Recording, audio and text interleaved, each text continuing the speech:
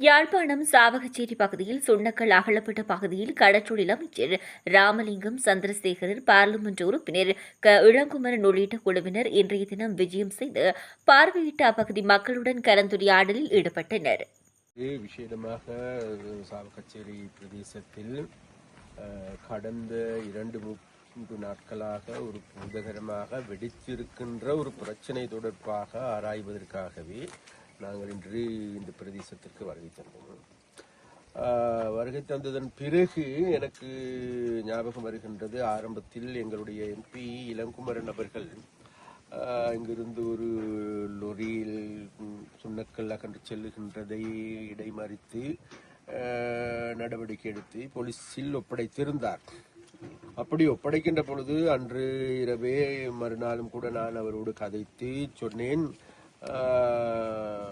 அதாவது நீங்கள் செய்த வேலை தவறான வேலை, அது போலீஸ்காரருக்கு சொந்தமான வேலை, அவைகளை நாம் செய்ய தேவையில்லை. அவ்வாறான சட்டவிரோதமான நடவடிக்கைகள் எடுக்கப்படுமாக இருந்தால் நிச்சயமாக அதற்கான நடவடிக்கைகளை போலீசாரிடம் பெற்றுக் கொடுப்பதே நமது கடப்பாடாக இருக்க வேண்டுமே தவிர நமது பொறுப்பல்ல என்று கூட நான் அவருக்கு குறையாகவும் கூட சொன்னேன்.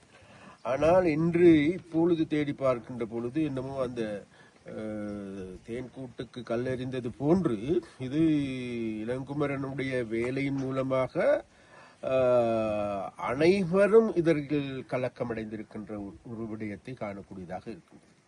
அப்ப அதனால் இந்த இந்த இந்த விடயம் தொடர்பாக இன்றைக்கு பல்வேறு ஊடக சந்திப்புகள், பல்வேறு யூடியூபில் இதில் செய்திகள் செல்லுகின்றவை, அதே போன்று பத்திரிகை செய்திகள், இவைகள் அனைத்தையும் பார்க்கின்ற போது இந்த பிரச்சனையை எங்களுடைய இளங்குமரன் கையாண்டது பரவாயில்லை, நல்லதுதான் என்று தான் நான் நினைக்கின்றேன். இப்போ என்னமோ அந்த வெட்ட பூதமும் கிளம்பும் என்கின்றது போன்று இன்றைக்கு ஒவ்வொரு பிரச்சனையாக வெளிவந்த வண்ணம் இருக்கின்றது.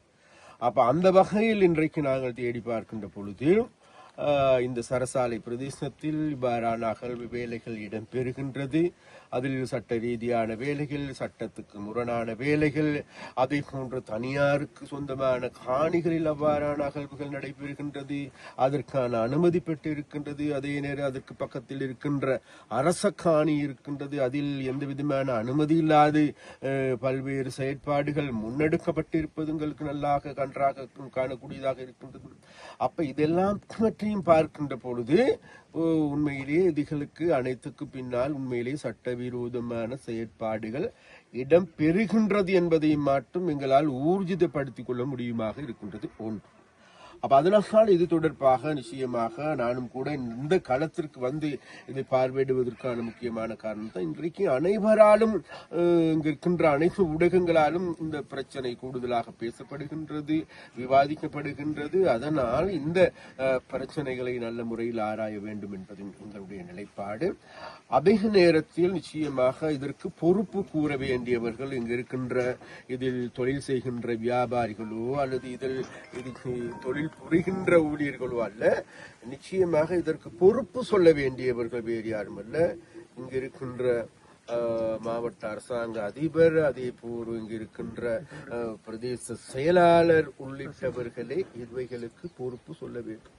ஏனென்றால் அவர்களுடைய வேலைப்பாடு இதுவாகும். அவர்களுடைய கண்காணிப்பின் கீழே இவர்கள் நடைபெற்றிருக்க வேண்டும்.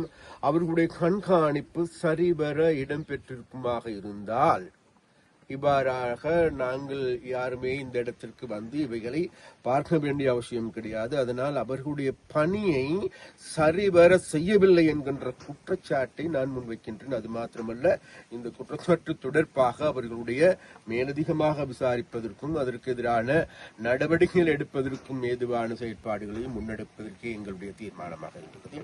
அந்த வகையில் இந்த சுண்ணக்கல் அகழ்வு சம்பந்தமாக இது இன்று நேற்று அல்ல, இது பல காலங்களாகவே நீடித்து வருகின்ற பிரச்சனை. அதே போன்று இன்று சரசாலையில் இருக்கின்ற தொழிற்சாலையை நாங்கள் பார்க்கின்ற பொழுது அதில் இருக்கின்ற கற்கள் வேறான கற்களாக இருக்கின்றது. அன்றே கைது செய்யப்பட்டு இளங்குமரன் அவர்களால் மறிக்கப்பட்ட லொரியில் இருக்கின்ற கற்களை நாங்கள் தேடி பார்க்கின்றோம். அதில் வேறு வித்தியாசமான கற்களாக இருக்கின்றது. அப்படியானால் இந்த யாழ்ப்பாணம் முழுவதும் இவ்வாறான கள்ள தொழில் திருட்டு தொழில் இடம்பெறுகின்றதா என்கின்ற கேள்வி எழுகின்றது. அந்த வகையில் ஒரு சிலர் இதில் வந்து பல்வேறு விளையாட்டுகளை விளையாடலாம், பல்வேறு ஊழல் மோசடிகளை செய்யலாம். ஒரு சிலர் வந்து இந்த பிரச்சனைகளை இவ்வாறான நடவடிக்கை எடுப்பதன் மூலமாக இங்கு இருக்கின்ற ஊழியர்கள் பாதிக்கப்படுகின்றார்கள், மக்கள் பாதிக்கப்படுகின்றார்கள். அது மாத்திரமல்ல, இவர்களுக்கு தொழில் இல்லாமல் போகின்றது, வாழ்வாதாரம் இல்லாமல் போகின்றது என்கின்ற குற்றச்சாட்டை மாத்திரம் முன்வைக்கின்றார்கள். ஆனால் ஒரு உண்மையை மாத்திரம் நாங்கள் மறந்துவிடக்கூடாது. இவ்வாறான அகழ்வுகள் மூலமாக ஏற்படுகின்ற அனர்த்தம் என்பது அதற்கு பல பரம்பரைகள் இதற்கு பலியாக நேரிடும் என்பதை நாங்கள் மறந்துவிடக்கூடாது. அதனால் தற்காலிகமாக கிடைக்கின்ற நன்மையை கருதி ஒரு சில வியாபாரிகளுக்கு குபேரர்களாக வாழ்வதற்காக அவர்களுடைய பசியை, அவர்களுடைய பணப்பசியை போக்குவதற்காக முன்னெடுக்கப்படுகின்ற நடவடிக்கையாக இருக்குமாக இருந்தால் நிச்சயமாக இவைகள் எங்களுடைய அரசாங்கத்தின் கீழ் தடுத்து நிறுத்தப்படும் என்பதை இந்த இடத்தில் நாங்கள் சொல்லிக் கொள்கின்றோம். அதே போன்று இதற்கு பொறுப்பு சொல்ல வேண்டியவர்கள் டிஎஸ் பொறுப்பு சொல்லியாக வேண்டும், ஜிஎஸ் பொறுப்பு சொல்லியாக வேண்டும், அதே நேரத்தில் ஜிஏ பொறுப்பு சொல்லியாக வேண்டும். அது மாத்திரமல்ல, புவி சரிதவியல் திணைக்களத்தில் இருக்கின்ற அனைத்து அதிகாரிகளும் இதற்கு பொறுப்பு சொல்லியாக வேண்டும். அந்த பொறுப்பினை சொல்வதற்கும் அந்த பொறுப்பினை உரிய முறையில் விசாரிப்பதற்கு ஏதுவான நடவடிக்கை நிச்சயமாக நாங்கள் முன்னெடுக்க வேண்டிய தேவை இருக்கின்றது. அந்த வகையில் இவ்வாறான பிரதேசத்தில் ஏற்படுகின்ற இவ்வாறான அகழ்வுகள் என்பது, இந்த அகழ்வுகள் இதோடு நின்றுவிடுமாக இருந்தால் பரவாயில்லை.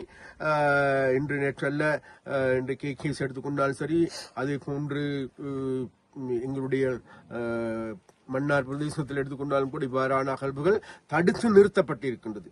அது மாத்திரமல்ல, இவ்வாறான அகழ்வுகளின் பொழுது நாங்கள் கடந்த கிளிநொச்சி மாவட்ட ஒருங்கிணைப்பு கூட்டத்தின் பொழுது இதை தடுத்து நிறுத்தி இருக்கின்றோம். இங்கு கொண்டு வர வேண்டாம், அவர்களுக்கு அனுமதி கொடுக்க வேண்டாம் என்று நாங்கள் சொல்லி இருக்கின்றோம்.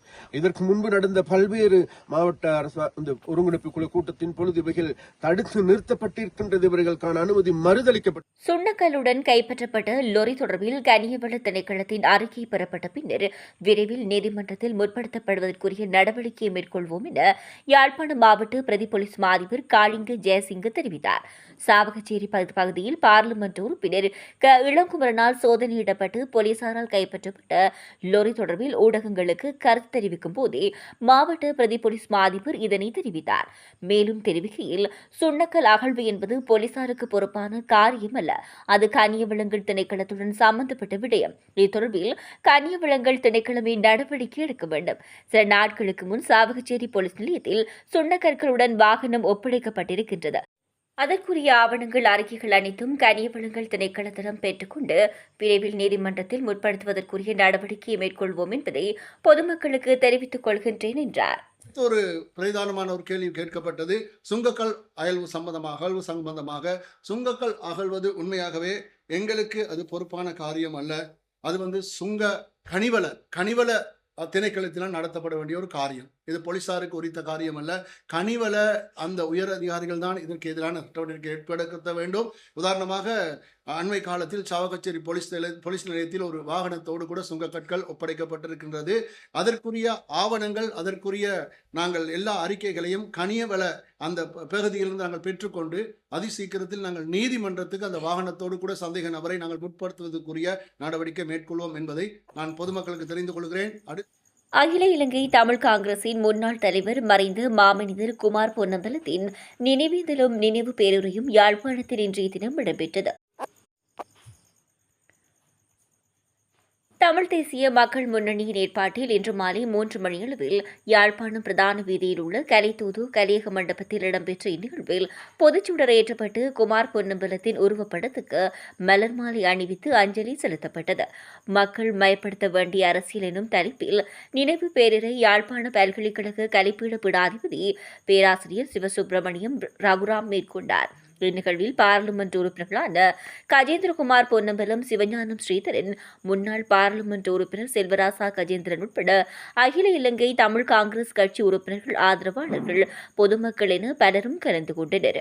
குமார் பொன்னம்பலம் 2000 ஆண்டு ஜனவரி 5ஆம் தேதி கொழும்பு வெள்ளவத்தை ராமகிருஷ்ண வீதியில் இனம் தெரியாதோரால் சுட்டுக் கொல்லப்பட்டார்.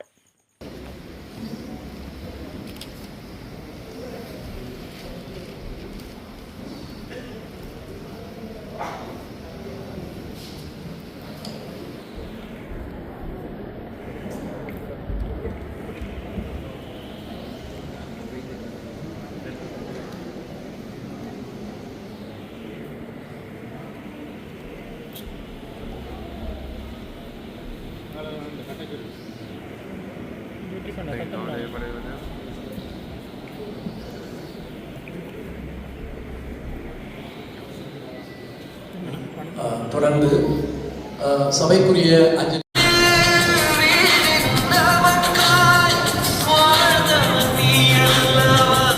எங்களுடைய அரசியல் தலைமைகள் விடுதலை போராட்டத்தை ஆதரிக்க முடியாதவர்களாக 25ஆம் ஆண்டு இங்கு கூடியிருக்கின்ற அனைத்து தமிழ் தேசிய நண்பர்களுக்கும் மாலை வணக்கம் தெரிவித்தார். மாமனிதர் குமார் பொன்னம்பலம் அவர்களை பற்றி வரவேற்புரையிலும் தலைமை உரையிலும் அவருடைய பணிகள் பற்றி குறிப்பாக விடுதலை போராட்டத்தை முன்னெடுத்துக் கொண்டிருந்த போது கொழும்பிலிருந்து அவர் ஆற்றிய பணிகள் மாத்திரமல்ல, அதற்கு முன்னரும் கூட தமிழீழ விடுதலை போராட்டம் முன்னெடுக்கப்படுகின்ற ஆரம்ப காலகட்டங்களிலும் அந்த போராட்டத்தினுடைய தாற்பயத்தை, நேர்மையை, நியாயத்தை உணர்ந்தவராக அவர் ஆற்றிய பணிகளும் எடுத்த முடிவுகளும் வரலாற்று முக்கியத்துவம் வாய்ந்தது. குறிப்பாக அவர் படுகொலை செய்யப்படுவதற்கு முன்பதாக கொழும்பிலே விடுதலை போராட்டத்தை மிக நியாயத்துடன் உச்ச குரலிலே எடுத்துச் சொல்லி அந்த நியாயத்தை உலகெங்கும் பரப்புவதற்கும் விடுதலை போராட்டத்திற்கு தன்னால் என்ற தார்மீக ஆதரவை தருவதிலும் அவர் முனைப்புடன் செயலாற்றியிருக்கிறார். குறிப்பிட்ட காலப்பகுதியிலே நாங்கள் வன்னி பகுதியிலே ஊடகத்துறையில் பணியாற்றிக் கொண்டிருந்த போது அவருடைய பேச்சுக்கள், அவர் அளிக்கின்ற விளக்கங்கள் எல்லாம் உங்களுக்கு கிடைக்கப்பெறுகின்ற போது அவரை பற்றிய மிகப்பெரிய பிரமிப்பு எங்களிடம் ஏற்பட்டது. சாதாரணமாக அரசியல்வாதிகள், தமிழ் தலைவர்கள் என்று சொல்லப்படுபவர்கள் அவ்வாறான ஒரு நெருக்கடி மிக்க சூழலிலே எப்படி செயலாற்ற வேண்டும், எப்படி தங்களுடைய குரல்களை வெளிப்படுத்த வேண்டும் என்பதற்கு ஒரு மிகச்சிறந்த உதாரணமாக, முன்மாதிரியாக குமார் பொன்னம்பலம் அவர்கள் துணைப்பட்டிருக்கிறார். உண்மையில் இன்றைக்கு மாவீரர் குமார் பொன்னம்பலம் அவர்களுடைய நினைவு பேருரையை ஆற்ற எனக்கு அழைப்பு கிடைத்த போது எனக்கு என்னுடைய வாழ்க்கையிலே நான் முதல் தடவையாக 1982ஆம் ஆண்டிலே எனது 9 வயதிலே நான் சந்தித்த முதலாவது அரசியல்வாதியாக திருவண்ணாமலையிலே எங்களுடைய குடும்பம் வாழ்ந்து கொண்டிருந்த போது 82ஆம் ஆண்டு ஜனாதிபதி தேர்தலிலே பிரச்சாரத்தை மேற்கொள்வதற்காக அவர் திருமலை சிவன் கோயில் அடித்து ஒரு கூட்டத்திற்கு வந்திருந்தார். அப்போதுதான் நான் அவரை ஒரு சிறுவனாக நான் அவரை பார்த்திருந்தேன். என்னுடைய வாழ்க்கையில் நான் முதலாவதாக கண்ட அரசியல்வாதியம். அத்தகைய அந்த அரசியல் அறிமுகத்தை தந்தவருக்கு அவருடைய 25வது ஆண்டு நிறைவுரையாக என்னுடைய பேச்சு அமைவதை இட்டு நான் காலப்படுத்தத்தை எண்ணி பார்க்கிறேன். இன்றைக்கு மாவீரர் குமார் பொன்னம்பலம் அவர்களுடைய நினைவை நாங்கள் மீட்டுக் கொண்டிருக்கின்ற போது அவர் எப்படி தன்னுடைய பிரதிநிதித்துவத்தை, ஒரு போராட்டம் மிக வேகமாக தியாகங்களுடன் முன்னெடுத்துக் கொண்டிருந்த போது ஒரு பொதுமகனாக, ஒரு மக்கள் பிரதிநிதியாக இருந்து எப்படி தன்னுடைய கடமைகளை செய்தார் என்பது இன்றைக்கு இந்த வரலாற்று சந்திப்பிலே, இன்றைய வரலாற்று பொழுதுகளிலே நாங்கள் மீட்டி பார்க்க வேண்டியிருக்கிறார். அந்த வகையிலே தான் என்னுடைய நினைவு பேருரையை மக்கள் மயப்படுத்தப்பட வேண்டிய அரசியல் என்ற தலைப்பிலே நான் தேர்வு செய்திருந்தேன். இந்த நினைவு பேருரையிலே நான் 5 விடயங்களை முக்கியமாக தொட்டுச் செல்லலாம் என்று நினைக்கின்றேன். ஒன்று, தமிழ் மக்களுடைய, ஈழத்தமிழ் மக்களுடைய அடிப்படை கோரிக்கைகள், அவற்றை பற்றிய புரிதல்கள், எண்ணக்கருக்கள் முதலாவதாகும்.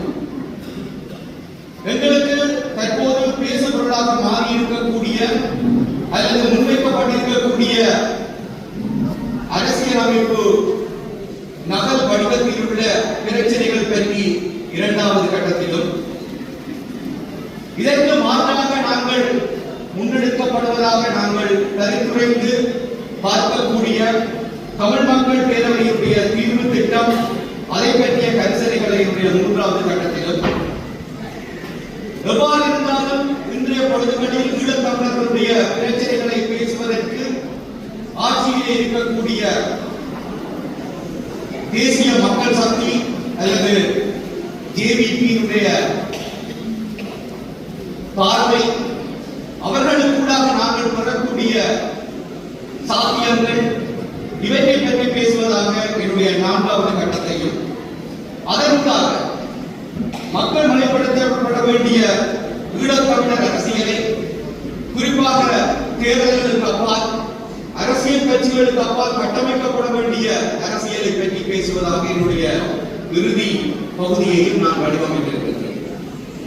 அந்த வகையிலே என்னுடைய பேச்சிலே 1வது விடயமாக நான் எடுத்துக்கொள்ளக்கூடியது ஈழத்தமிழ் மக்களுடைய அரசியல் அபிலாஷைகளுக்கான அடிப்படை கோட்பாடுகளை நாங்கள் இந்த கட்டத்திலே நினைவில் நிறுத்திக் கொள்ள வேண்டிய ஒரு கடப்பாட்டிலே இருக்கிறோம். இன்றைக்கு புதிய அரசாங்கம் பதவியேற்று அதிலும் 3/2 பெரும்பான்மையை பாராளுமன்றத்தில் பெற்றிருக்கிறது. ஜனாதிபதி தேர்தலிலே மிக கணிசமான வாக்குகளை பெற்று அரசு அமைக்கப்பட்டிருக்கிறது. இவ்வாறான சூழலிலே நீண்டு தொடரும் எங்களுடைய ஈழத்தமிழர் பிரச்சனையினுடைய எங்களுடைய போராட்ட வரலாற்றினுடைய ஒரு தீர்வை நோக்கி நாங்கள் நகர வேண்டுமாக இருந்தால், அந்த தீர்வுக்காக கொழும்பிலிருந்து வெளிப்படுத்தப்பட வேண்டிய சமிக்கைகளிலே நாங்கள் மிக கவனமாக இருக்க வேண்டும். வெறுமனே எங்களுடைய அபிலாஷைகளை அல்லது கோரிக்கைகளை நாங்கள் எங்களால் தன்னியல்பாக முன்வைப்பதை விட, அவ்வாறான கோரிக்கைகள் பரிசீலிக்கப்படுவதற்கு அல்லது கவனத்தில் எடுக்கப்படுவதற்கான ஏது நிலைகளை கொழும்பிலிருந்து அறிகுறிகளாக, சமிக்கைகளாக நாங்கள் எதிர்பார்த்திருக்க வேண்டிய இடத்தில் இருக்கிறோம். இன்றைக்கு பதவியில் இருக்கக்கூடிய தேசிய மக்கள் சக்தி ஒரு மிகப்பெரிய வலுவான கட்டத்திலே இருந்தாலும் கூட, கொழும்பிலிருந்து கிடைக்கின்ற செய்திகள் தேசிய மக்கள் சக்தி அரசாங்கம் தன்னுடைய வலுவான அரசியல் பிரதிநிதித்துவத்தின் ஊடாக எதை சாதிக்கப் போகிறது என்பது பற்றிய கேள்விகளை எழுப்பிக் கொண்டே இருக்கின்றன. சிஸ்டம் சேஞ்ச் என்று சொல்லப்படுகின்ற கட்டமைப்பு மாற்றத்தை முன்வைத்து வந்த அரசாங்கம் முற்றுமுழுதாக அந்த கட்டமைப்பு மாற்றத்தை எடுத்துச் செல்ல முடியுமா, அல்லது அந்த கட்டமைப்பு மாற்றத்தை மேலிருந்து கீழாக விரைத்துச் செல்ல முடியுமா என்ற கேள்வி இன்றைக்கு வலுவாக இருந்து வருகிறது. நாங்கள் கேட்கலாம், ஒரு மிக குறைந்த காலப்பகுதியால் அவர்களுக்கு வழங்கப்பட்டிருக்கிறது.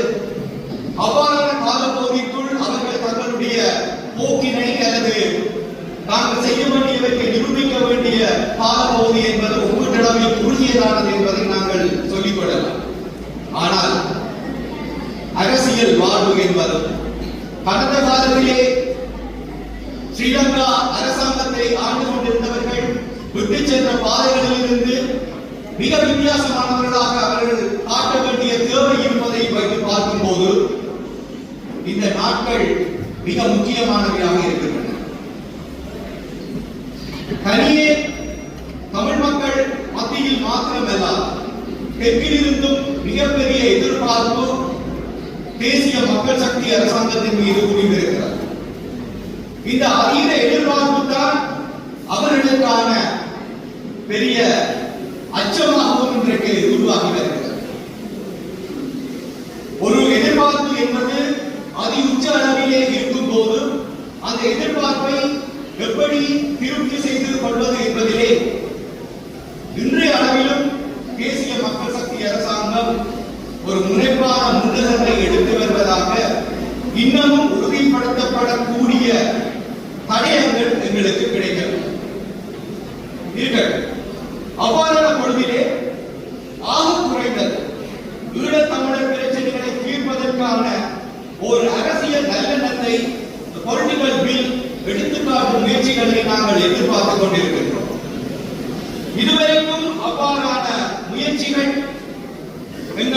கண்களுக்கோ எங்கள் அறிவுக்குலத்துக்கோ தெரிவதாக இதுவரை கிடைக்கப்பெறவில்லை. குறிப்பாக ஈழத்தமிழர் பிரச்சனைகளை தீர்ப்பதற்கு ஒரு ஆக்கப்பூர்வமான அல்லது மனச்சுத்தியுடனான செயற்பாடுகளில் ஈடுபடுவதற்கான அறிகுறிகளை நிச்சயமாக தேசிய மக்கள் சக்தி அரசாங்கம் வெளிப்படுத்த வேண்டும். இன்றைக்கு எங்களுடைய மிக முக்கியமான பிரச்சனைகளாக இருக்கின்ற வலிந்து காணாமலாக்கப்பட்டோருக்கான நிலை, படைகளிடம் கையளிக்கப்பட்டோருக்கான நிலை பற்றிய வெளிப்படையான பிரகடனம் தேசிய மக்கள் சக்தி அரசாங்கத்தாலே வெளிப்படுத்தப்பட வேண்டும். இன்றைக்கு மீதமாக இருக்கக்கூடிய அரசியல் கைதிகள் விடுவிக்கப்பட வேண்டும். பயங்கரவாத தடை சட்டம் நீக்கப்பட வேண்டும். ஈழத்தமிழர்களின் நினைவூட்டல் உரிமைகள் அங்கீகரிக்கப்பட வேண்டும். வடக்கு கிழக்கு புனரமைப்பு என்பது இன்றைக்கு மிக அவசியமாக இருக்கின்ற போது அதற்கு சாத்தியமான மக்கள் பிரதிநிதிகளை உள்ளடக்கிய ஏதாவது ஒரு அதிகார சபையை அமைப்பதற்கான முன்முயற்சி அல்லது முன்வரைவு ஒன்று அல்லது யோசனை ஒன்று அரசாங்கத்தாலே வெளிப்படுத்தப்பட வேண்டும். திட்டமிட்ட சிங்கள குடியேற்றங்கள் நிறுத்தப்பட வேண்டும். ராணுவ மயமாக்கம் தவிர்க்கப்பட வேண்டும். ராணுவ குவிப்புகள் விலக்கப்படக்கூடிய நிலை அறிவிக்கப்பட வேண்டும். அரசாங்கம் கையகப்படுத்தி இருக்கக்கூடிய நிலங்களை விடுவிக்கின்ற அந்த நல்லெண்ண சமிக்கை தரப்பட வேண்டும். இப்படியான விடயங்களுக்குள்ளாக ஒரு நம்பிக்கையை கட்டியெழுப்புவதற்கான தளத்தினை தேசிய மக்கள் சக்தி அரசாங்கம் உருவாக்குவதற்கு இன்றைக்கு காலம் அவர்களுக்கு கட்டளையிடுகிறது. ஆனால் இதுவரை கடந்து வந்திருக்கக்கூடிய நாட்கள் இந்த விடயங்கள் சார்பில் எங்களுக்கு அர்த்தம் பொதிந்த அல்லது ஆக்கப்பூர்வமான சமிக்கைகளை இதுவரை தர தவறி இருக்கின்றன என்பதை நான் நினைக்கிறேன் நினைவில் நிறுத்திக் கொள்ள வேண்டியிருக்கிறது. ஆகவே இந்த பந்து எங்கு இருக்கிறது? இப்போது அந்த பந்தை ஈழத் தமிழர்கள் பக்கம் விடுவிப்பதற்கான அந்த பெரிய பொறுப்பு அரசாங்கம் என்ற முறையிலே தேசிய மக்கள் சக்தி அரசாங்கத்திடம் இருப்பதை நாங்கள் இந்த இடத்திலே புரிந்து கொள்ள வேண்டும். அதே போல அவ்வாறான முன்முயற்சிகள், அறிவிப்புகள், சமர்ப்பிகள் விடுவிக்கப்பட்டால்தான் நாங்கள் ஈழத் தமிழர்களின் அடிப்படை கோட்பாடுகளை பேசுவதற்கு அல்லது அவற்றை பற்றி உரையாடுவதற்கு அரசியலமைப்பு, புதிய அரசியலமைப்பு உருவாக்குவதற்கான முன்முயற்சிகள் பற்றிய சாத்திரமான முயற்சிகளுக்கு போவதற்கு முன்பாக நிச்சயமாக சர்வதேச மத்தியஸ்தருடனான இணக்கப்பாடுகளை எட்டுவதற்கான கட்டத்தை நாங்கள் அடைய வேண்டும். The pre-constitutional arrangement அல்லது ஒரு அக்ரிமெண்ட்டுக்கு நாங்கள் செல்ல வேண்டுமாக இருக்கு. அந்த pre-constitutional agreement எட்டப்பட தவறுமாக இருந்தால் மீண்டும் கடந்த காலங்களிலே எங்களுக்கு தரப்பட்டிருந்த புதிய அரசியலமைப்பை பற்றிய விவாதங்களுக்குள்ளே நாங்கள் எங்கள் சக்தியையும் நேரத்தையும் வீணடித்துக் கொள்ள வேண்டியிருக்கிறோம். ஆகவே இந்த இடத்திலே எங்களுடைய அடிப்படை கோட்பாடுகள் பற்றிய மிகச் சரியான புரிதலோடு அதற்கான அங்கீகாரத்தோடு நிச்சயமாக ஒரு சர்வதேச மத்தியஸ்தத்துடனான ஒரு இணக்கப்பாடு ஒன்று ஈழத்தமிழ் மக்களுக்கும் அரசாங்கத்திற்கும் இடையிலே எட்டப்பட வேண்டும். அவ்வாறான ஒரு சந்தர்ப்பம் கருகின்ற பட்சத்திலே தான் நாங்கள் நிச்சயமாக ஆக்கப்பூர்வமான அரசியல் அமைப்பு அல்லது புதிய அரசியல் அமைப்பிலே நாங்கள் பேச வேண்டிய விடயங்களை உறுதியாக முன்வைக்க முடியும். அந்த வகையிலே அப்படியான ஒரு சர்வதேச மத்தியஸ்தருடனான முன்முயற்சிகள் மேற்கொள்ளப்பட்டால் நிச்சயமாக நாங்கள் இதுவரை பேசி வருகின்ற தாயகம், தேசியம், சுயநிர்ணயம் ஆகியவற்றை மிக விரிவான வியாக்கியானத்துடன் முன்வைக்கக்கூடியவர்களாக நாங்கள் இருக்க வேண்டும். அதற்கான தயார்படுத்தல்கள் ஈழத்தமிழர்கள் மேற்கொள்ளப்பட வேண்டும். அவ்வாறானதாக இருக்குமாக இருந்தால் ஈழத்தமிழர்கள் தமக்கென அடையாளப்படுத்தப்பட்ட தேசம் சார் புவியியல் பரப்பினை உடையவர்கள், பிரிக்க முடியாத சுயநிலை உரிமையை கொண்டவர்கள், வரலாற்று அடிப்படையிலும் தீவில் காலனித்துவ காலத்துக்கு முந்தைய இருப்பின் பேரிலும் அவர்களுக்கு இருக்கும் மொழியியல், சமூக பொருளாதார, அரசியல் உரிமைகளின் அடிப்படையிலும் ஒரு தேசிய குடும்பமாக ஒன்றிணைவதற்கான உரிமை மற்றும் அந்த அங்கீகாரத்தை நாங்கள் எங்களுடைய முதலாவது கோரிக்கையாக நாங்கள் முன்வைக்க முயற்சிக்க வேண்டும். இந்த ப்ரீ கான்ஸ்டிடியூஷனல் அக்ரிமெண்ட் என்பதிலே நாங்கள் கவனமாக இல்லாத விடத்து நாங்கள் எங்களுக்கு தரப்படுகின்ற தீர்வு பொதிகளை மட்டும் வைத்துக் கொண்டு பேசக்கூடியவர்களாகத்தான் நாங்கள் இருக்கின்ற ஒரு துர்பாக்கிய நிலை எங்களுக்கு உருவாகும். அல்லது வெவ்வேறு வகையான அழுத்தங்களின் பேரிலே நாங்கள் சமாளிக்க முடியாத நெருக்கடிகளை, அச்சுறுத்தல்களை சந்திக்க வேண்டியவர்களாக நாங்கள் இருக்க வேண்டியவர்களாக மாற வேண்டிய கடப்பாடு எங்களுக்கு வந்து சேரும். அதே போல இதுவரை நடந்திருக்கக்கூடிய சர்வதேச குற்றங்கள் மீள நிகழாமல் நான் ரிகரன்ஸ் ஆஃப் இன்டர்நேஷனல் கிரைம்ஸ் உறுதிப்படுத்தப்பட வேண்டும். வடக்கு கிழக்கு ஈழத் தமிழர்களின் வரலாற்று மற்றும் பாரம்பரிய தாயகம் என்பது ஏற்றுக்கொள்ளப்பட வேண்டும். நிலம் சார்ந்த தொடர்ச்சியின் ஒருமைப்பாடு, அந்த டெரிட்டோரியல் இன்டெகிரிட்டி என்பது தமிழ் பேசும் மக்களின் சுய நிர்ணயத்தை உறுதிப்படுத்துவதாக, அவருடைய வாழ்வியல் தொடர்ச்சியை, டெமோக்ராட்டிக் கண்டினியூட்டியை உறுதிப்படுத்துவதாக, இனம் சார்ந்து மாத்திரமல்ல மொழி சார்ந்த அடையாளத்தை சுயநிர்ணய அதனின் பகுதியாக அமையக்கூடியது என்பதன் அடிப்படையில் வடக்கு கிழக்கு இணைந்த தாயகம் என்பதை நாங்கள் உணர்த்தி சொல்லக்கூடியதாக எங்களுடைய அடுத்த கோரிக்கை வலியுறுத்தப்பட வேண்டும். அத்தோடு மாத்திரமல்ல, இன்றைய பொழுதுகளில் எங்களுக்கு இருக்கக்கூடிய இன்னும் சில விடயங்களை நாங்களுடைய அடிப்படை கோட்பாடுகளாக நாங்கள் முன்வைப்பதற்கு நாங்கள் தயாராக வேண்டும். இன்றைக்கு களத்திலே இருக்கக்கூடிய, நிலத்திலே இருக்கக்கூடிய மக்களுக்கு சமனாக புலம்பெயர் சமூகத்திலும் எங்களுடைய மக்கள் வாழ்கிறார். அவ்வாறான பட்சத்திலே புலம்பெயர்ந்த ஈழத்தமிழ் சமூகம் ஈழத்தமிழர்களின் ஒருங்கிணைந்த பகுதி என்பது ஏற்றுக்கொள்ளப்பட வேண்டும். சுய நிர்ணயம் பற்றிய அரசியல் அபிலாசிகள் தொடர்பான எத்தகைய பொது வாக்கெடுப்பு ஒன்று நடத்தப்படுமாக இருந்தாலும் அதை புலம்பெயர் சமூகமும் பங்கேற்பதை உறுதி செய்யக்கூடிய நிலை உருவாக வேண்டும். அது மாத்திரமல்ல, அனைத்து மதங்களையும் சமமாக பேணக்கூடிய மதச்சார்பற்ற நிலையினை வடக்கு கிழக்கு என்பது உறுதிப்படுத்தக்கூடிய, தீவனத்திலும் வாழக்கூடிய தமிழ் பேசும் மக்களுக்கான மொழி உரிமைகளை வடக்கு கிழக்கில் சிங்களம் பேசுபவர்களுக்கு உறுதிப்படுத்தக்கூடிய நிலையை நாங்களும் உறுதிப்படுத்த வேண்டும். வடக்கு கிழக்கில் அமையக்கூடிய சுயநிர்ணய அதிகாரமுடைய அழகானது இயல்பாக, தன்னியல்பாக தீவின் ஏனைய பகுதிகளோடு உறவாடக்கூடிய நெகிழ்வான கூட்டிணைப்பாக இருப்பதை நாங்கள் உறுதிப்படுத்திக் கொள்ள வேண்டும். இத்தகைய சுயநிர்ணய உரிமைக்கு பாதிப்புகள் ஏதும் ஏற்படுமாக இருந்தால் சர்வதேச நீதிமன்றம் போன்ற சர்வதேச அங்கீகாரத்துடன் கூடிய நீதி பொறிமுறை ஒன்று கூடாது அந்த பிரச்சனைகளை தீர்த்துக் கொள்வதற்கான ஏது நிலைகள் பற்றி நாங்கள் கவனத்தில் கொள்ள வேண்டும். இந்த அடிப்படை கோட்பாடுகளில் நாங்கள் உறுதியாக இருந்து கொண்டு அவற்றை பேசும் பொருளாக கொண்டு அவற்றின் தளத்திலே நாங்கள் புதிய அரசியல் அமைப்பு பற்றிய யோசனைகளை எதிர்நோக்குவர்களாக இருப்போமாக இருந்தால் நிச்சயமாக அது எமது நீண்ட இத்தனை தியாகங்கள் செய்யப்பட்ட விடுதலை போராட்டத்திற்கு ஏதோ ஒரு வகையில் நியாயம் கற்பிப்பதாக அது அமையும். அந்த கட்டம் எங்கள் மத்தியிலே நாங்கள் முதலில் உறுதிப்படுத்திக் கொள்ள வேண்டும்.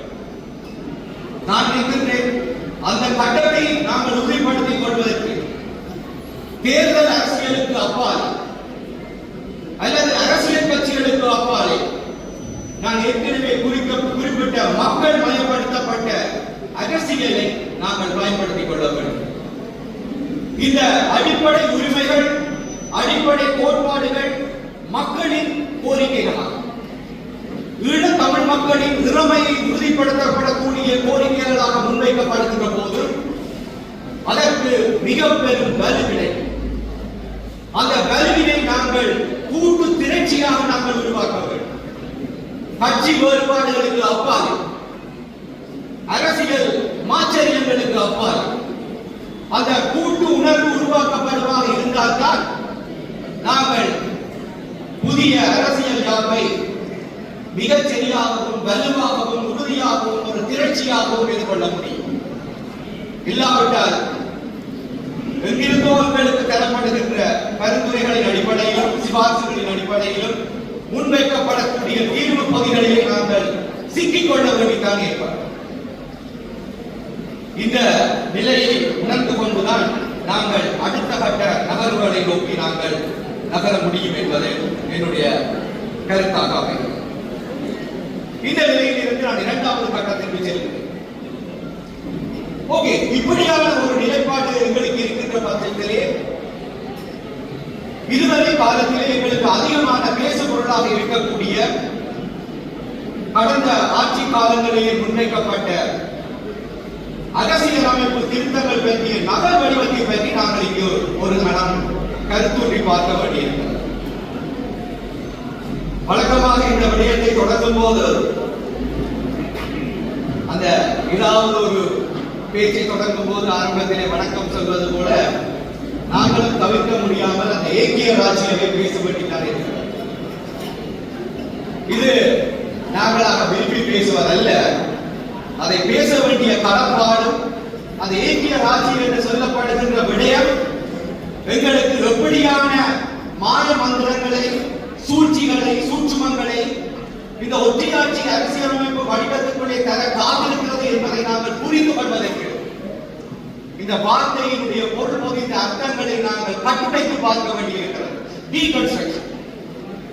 நாங்கள் யாருக்கும் ஈழத்தமிழர் உரிமையை, திறமையை எந்த அரசியல் கட்சிக்கும் நாங்கள் விட்டுக் கொடுக்கவில்லை. ஈழத்தமிழர்களுடைய திறமையை எந்த தனிப்பட்ட அரசியல்வாதிக்கும் நாங்கள் விட்டுக் கொடுக்கவில்லை.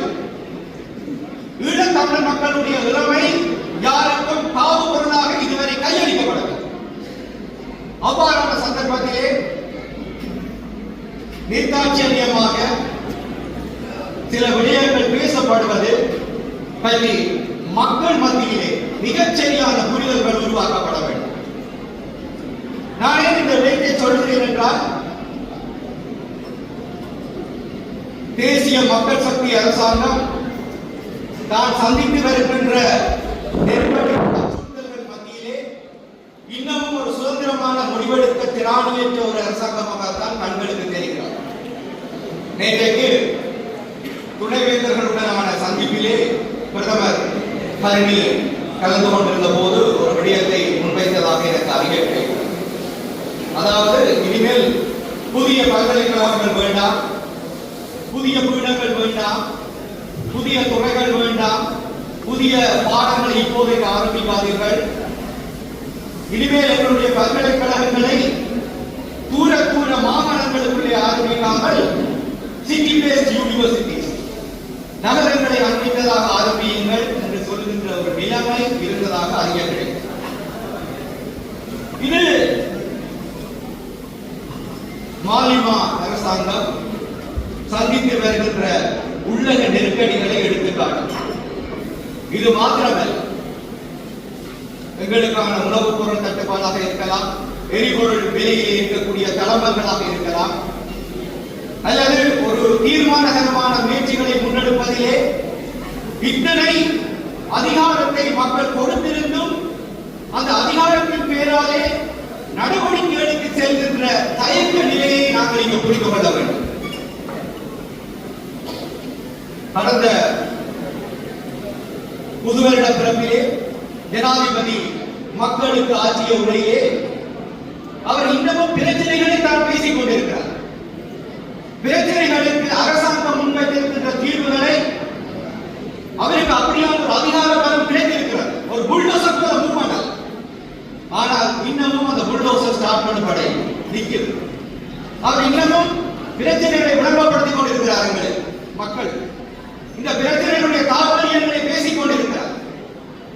இவ்வாறான சூழலிலே ஈழத்தமிழ் மக்களுடைய பிரச்சனைகளை தீர்ப்பதற்கு அதற்கான அரசியல் தீர்வு ஒன்றை தேசிய மக்கள் சக்தி முன்வைக்குமா அல்லது பேசுமா அல்லது புதிய அரசியல் அமைப்பின் ஊடாக அதற்கான சாத்திரமான செயற்பாடுகளை முன்னெடுக்குமா என்றால் எங்களுக்கு சந்தேகங்கள் இருக்கத்தான் செய்கிறது. ஏற்கனவே ஒரு தகவல் வந்திருக்கிறது. நாங்கள் புதிய அரசியலமைப்பை பற்றின ஆரம்பகட்ட வேலைகளை 3 வருடங்களுக்கு ஒத்திவைத்திருக்கிறோம் என்று கூறிக்கொண்டிருக்கிறார். என்றாலும் கூட எங்கள் தரப்பிலே நாங்கள் தயாராக வேண்டியிருக்கிறோம். ஈழத்தமிழ் மக்களுடைய தரப்பிலே என்றால் எங்களுக்கு இருக்கக்கூடிய அரசியல் பிரச்சனைகள், முட்டல்கள், மோதல்கள், பிரச்சனைகள் அது கட்சிகளுக்குள்ளும் கட்சிகளுக்கு அப்பாலும் புதிய புதிய வடிவங்களிலும் எங்களை ஆக்கிரமித்துக் கொண்டே வருகின்றன.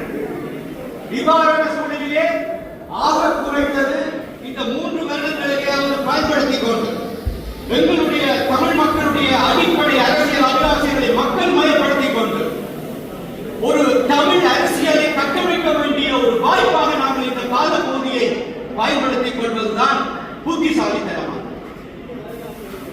அவ்வாறான பொழுதிலே நாங்கள் கேட்டுக் கொண்டிருக்கின்ற அறிந்து கொண்டிருக்கின்ற இன்னொரு விடயம், தேசிய மக்கள் சக்தி அரசாங்கம் தன்னுடைய புதிய அரசியலமைப்பு முயற்சிகளை ஆரம்பிக்குமாக இருந்தால் அது ஏற்கனவே திட்டமிடப்பட்டிருக்கின்ற, பேசப்பட்டிருக்கின்ற அல்லது பசிய விடப்பட்டிருக்கின்ற அரசியலமைப்பு மாதிரி வடிவத்தின் ஊடாகத்தான் நகர்வுகளை செய்யும் என்பதை நாங்கள் அறிய கிடைக்க கூடுமாக இருக்கிறோம். ஏனென்றால் அந்த மாதிரி அரசியல் நகரை உருவாக்குவதிலே இன்றைய ஜனாதிபதியும் பங்கெடுத்திருக்கிறார். அதில் இன்னொரு உபரி தகவல், இன்றைய பிரதமரும் அதனுடைய உபகுழு ஒன்றிலே அங்கத்தவராக இருந்திருக்கிறார்.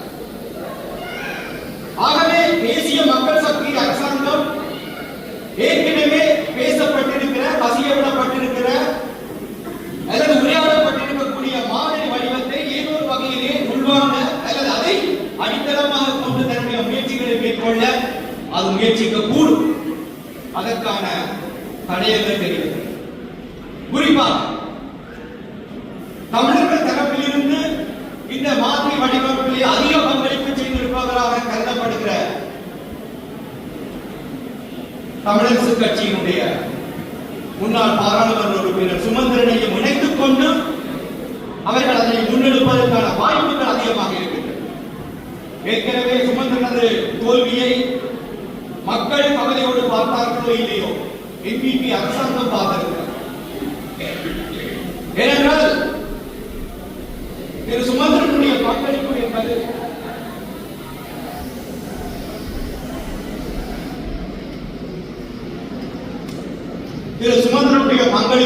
அவர்களுக்கு மிக முக்கியமாக இருக்கிறது. அப்ப அந்த வகையிலே இதுவரை முன்வைக்கப்பட்டிருக்கக்கூடிய அந்த மாதிரி வடிவத்திலே இருக்கக்கூடிய சில முக்கியமான கரிசனைகளை நான் இங்கு சுட்டிக்காட்டிக் கொண்டு அடுத்த கட்டத்துக்கு போகலாம் என்று நினைக்கிறேன்.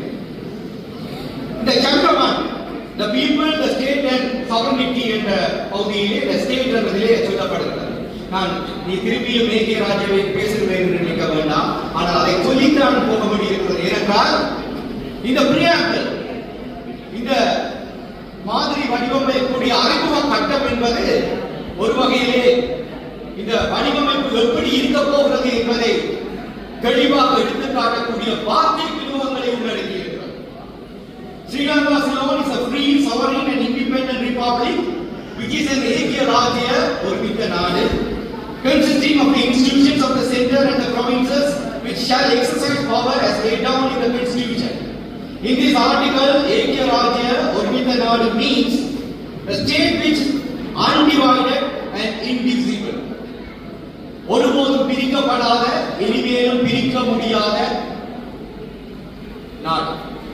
And in which the power to amend the constitution or to repeal and replace the constitution shall remain with the legislature and the people of Sri Lanka.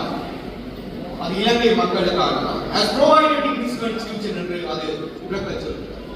இந்த இடத்திலே undivided and indivisible இந்த வார்த்தை பிரயோகங்கள் முன்வைக்கின்ற விடயம் நாங்கள் காலங்காலமாக தமிழ் மக்கள் சார்பிலே முன்வைக்கப்பட்டு வந்திருக்கக்கூடிய உச்சபட்ச சுயநிர்ணய உரிமை அல்லது ஒரு கன்ஃபெடரேஷன், ஒரு இணைப்பாட்சிக்காக நாங்கள் கேட்டுக்கொண்டிருக்கக்கூடிய நிலைமையை பற்றி எதிர்காலத்தில் எந்த கட்டத்திலும் ஒரு பேச முடியாத, உரையாட முடியாத அல்லது அதை குற்றமாக முன்வைக்க தலைப்படுகின்ற நிலையை உருவாக்கிக் கொள்கிற காரணமாக அமைகிறது. ஆகவே ஏக்கிய ராஜ்யம் என்பது நாங்கள் வெறுமனே ஒரு வார்த்தையாக அல்லது சாதாரண ஒரு வார்த்தை பிரயோகமாக நாங்கள் எடுத்துக்கொள்ள முடியாது. அதற்கான விளக்கத்தை சொல்கின்ற போது, பொருட்கொடலை செய்கின்ற போது, இன்டர்பிரேட் பண்ணும் போது அன்டிவைடட் அண்ட் இன்டிவிசிபிள் என்ற வார்த்தைகளை சொல்கிறார். ஒருபோது பிரிக்கப்படாத, இனிமேலும் பிரிக்கப்பட முடியாது, அதுக்கான வாய்ப்புகளை அறவே இல்லாமல் செய்கின்ற ஒரு ஒற்றையாட்சி அரசியல் அமைப்புகளை நாங்கள் சீக்கப்பட வேண்டியிருக்க போகிறது. இது பற்றி நாங்கள் மிக தெளிவாக உணர்ந்திருக்க வேண்டும். இதே போல 2-3 விடயங்களை சொல்லி நான் இந்த பிரச்சனை நாங்கள் கரிசனைக்குள் எடுத்துக்கொள்ள வேண்டும் என்று நாங்கள் பார்க்க வேண்டும்.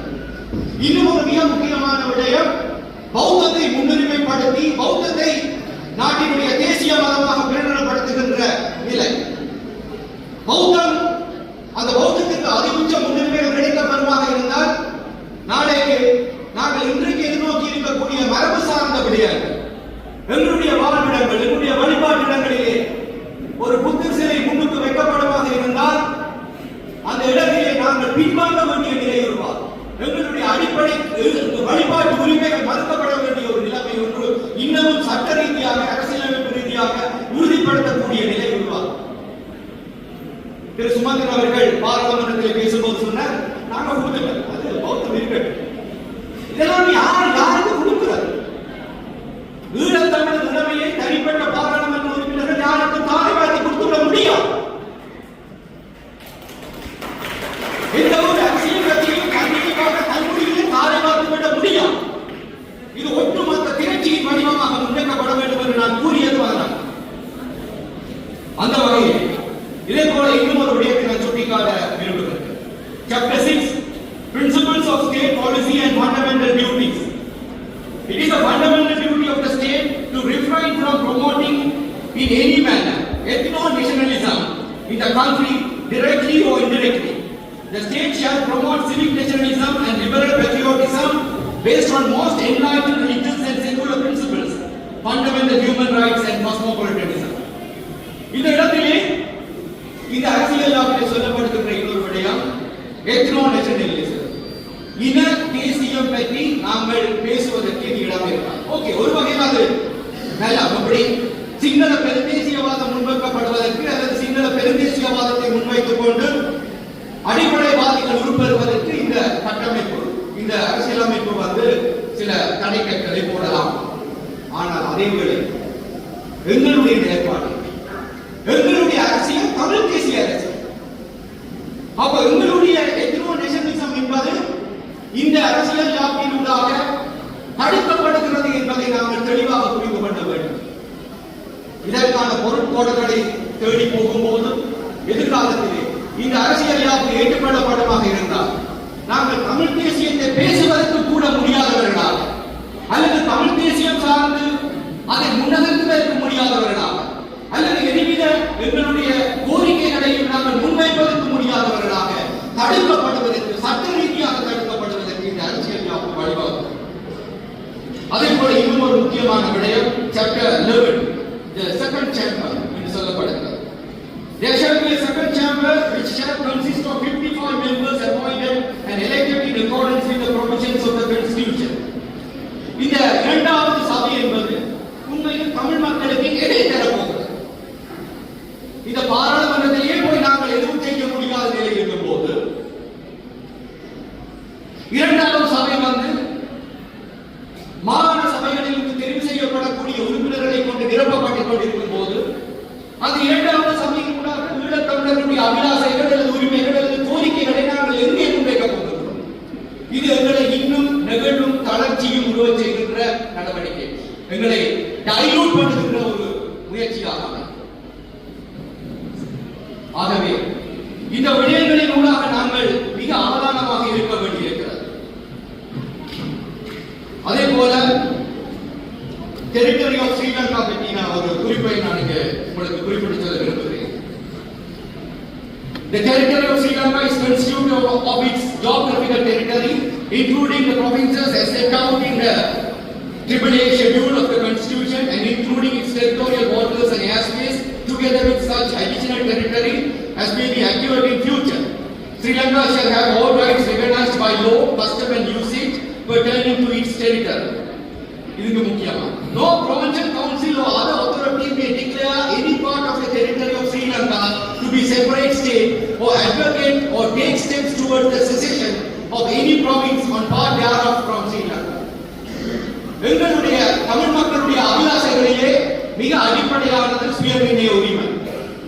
அந்த சுயநிர்ணய உரிமையை பேசாமல் விடுவதற்கு தடுப்பதற்கு இந்த அரசியல் யாப்பு எங்களுக்கு இன்னும் ஒரு இடத்திலே ஒரு பொறியை வைக்கிறது. ஏற்கனவே அரசியலமைப்பின் 6வது சரத்தினூடாக நாங்கள் எங்களுடைய கோரிக்கைகளை கூட எங்களுடைய பேச்சுக்களை கூட சுதந்திரமாக முன்வைக்கப்பட முடியாத நிலைக்கு ஆளாகி இருக்கின்ற போது எங்களை மேலும் நெருக்கடிக்குள்ளும் சிக்கலுக்குள்ளும் மாட்டி விடுவதாக அல்லது எங்களுடைய அடிப்படை அபிலாஷைகளை முன்வைப்பதற்கு நாங்கள் எந்த முயற்சிகளையும் எதிர்காலத்தில் மேற்கொள்ள முடியாத வகையிலே எங்களை தடுத்து வைத்திருப்பதற்காக இந்த அரசியல் யாப்பு இந்த விடயங்களை சுட்டி நிற்கிறது. இதே போல நிறைய விடயங்கள். ஆகவே இந்த என்னுடைய 2வது பகுதியிலே நான் இதை சுட்டுகின்ற விடயம் ஏற்கனவே இருக்கக்கூடிய அரசியல் அமைப்பின்படி புதிய தீர்வுகள் பற்றி பேசப்படுமாக இருந்தால் நாங்கள் மிக கவனமாக இருக்க வேண்டும். அதற்கு முதல் நாங்கள் எங்களுடைய கோரிக்கைகளை முன்வைக்க தயாராக இருக்க வேண்டும்.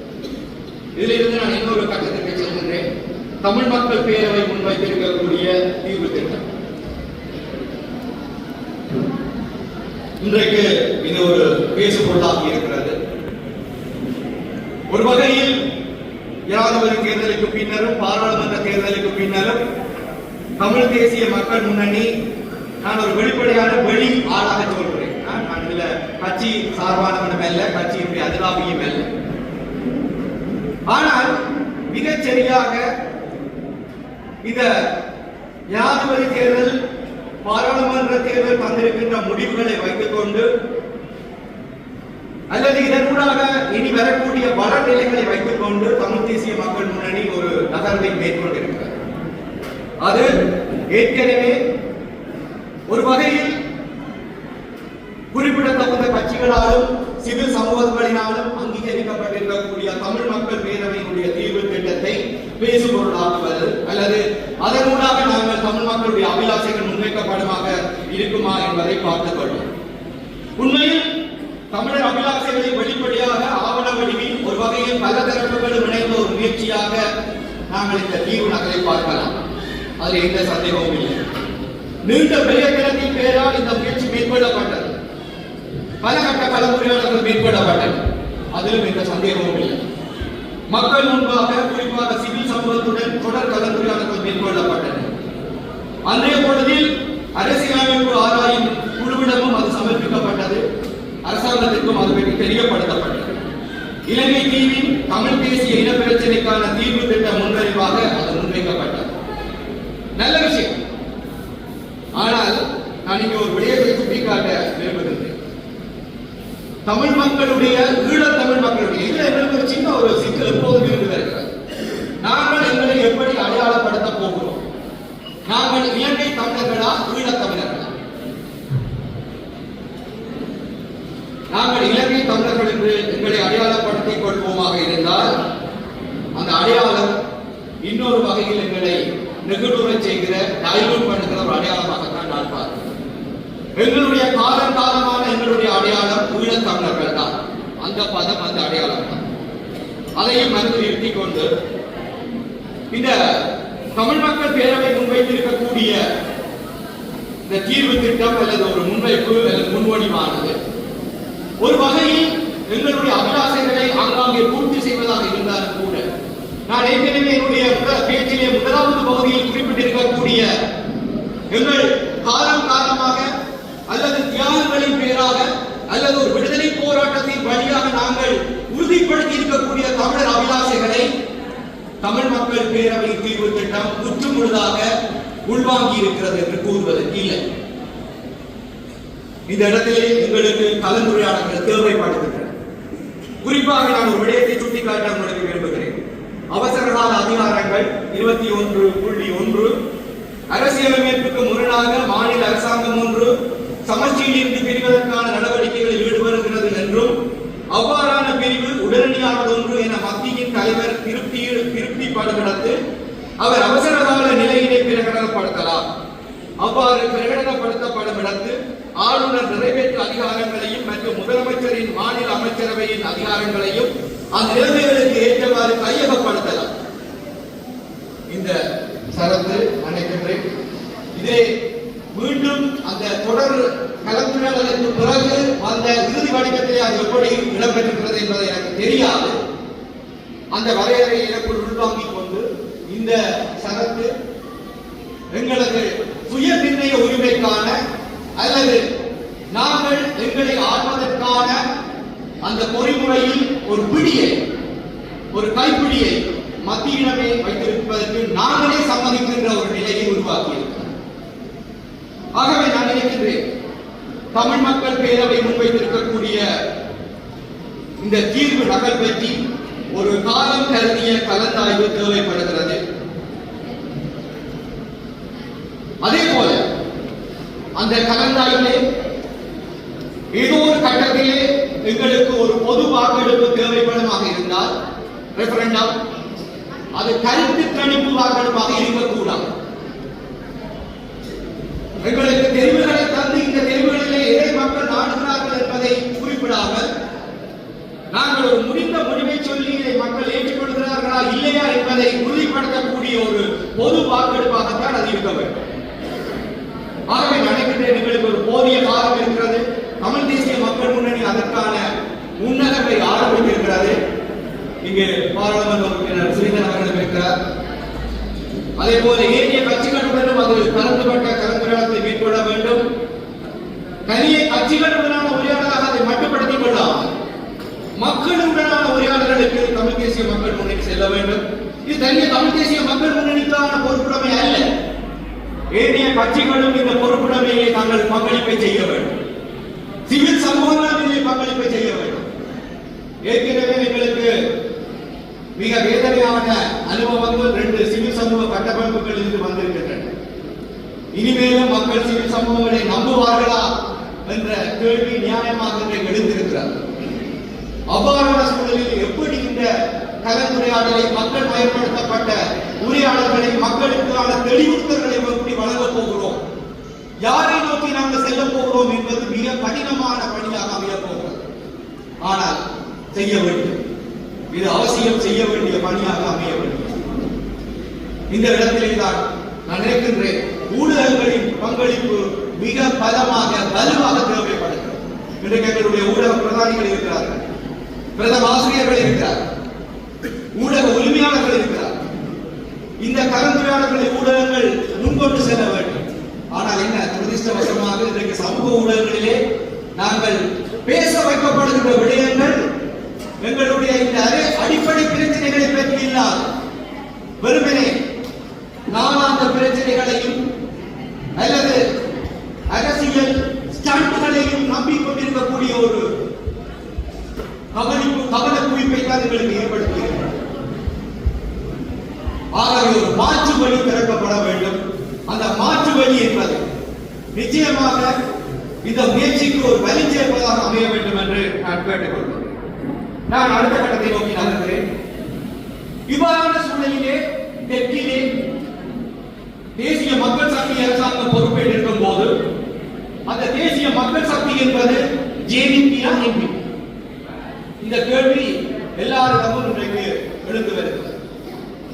ஏன் என்பிபி தன்னை வேறொரு முகமையூடாக அடையாளப்படுத்தி இருக்கிறது? இதற்கு ஒரு முக்கியமான ஒரு நேர்காணலை நான் இங்கு குறிப்பிடுகிறேன். டாக்டர் ராயன் மோகவே 1977ஆம் ஆண்டிலிருந்து 82ஆம் ஆண்டு வரை ஜேவிபியினுடைய பொதுச் செயலாளராக இருந்தவர். 1960இலிருந்து அவர் ஒரு முக்கியமான ஜேவிபி செயற்பாட்டாளர். அவர் ரோஹன விஜயவீரவோடு ஒரு மிக முக்கியமான முரண்பாட்டை சந்தித்து வெளியேறுகிறார், நாட்டை விட்டே வெளியேறுகிறார். இந்த ரைதல் கோபகையினுடைய ஒரு நேர்காணல் மிக சமீபத்திலே பார்க்க கிடைத்தது. அந்த நேர்காணலை மேற்கொண்டவர் நிர்மல் காந்தி தேவசன், என்னுடைய பல்கலைக்கழக கூட்டமைப்பினுடைய முக்கிய பிரதானியாக இருந்தவர். ஒரு வகையில் இடதுசாரி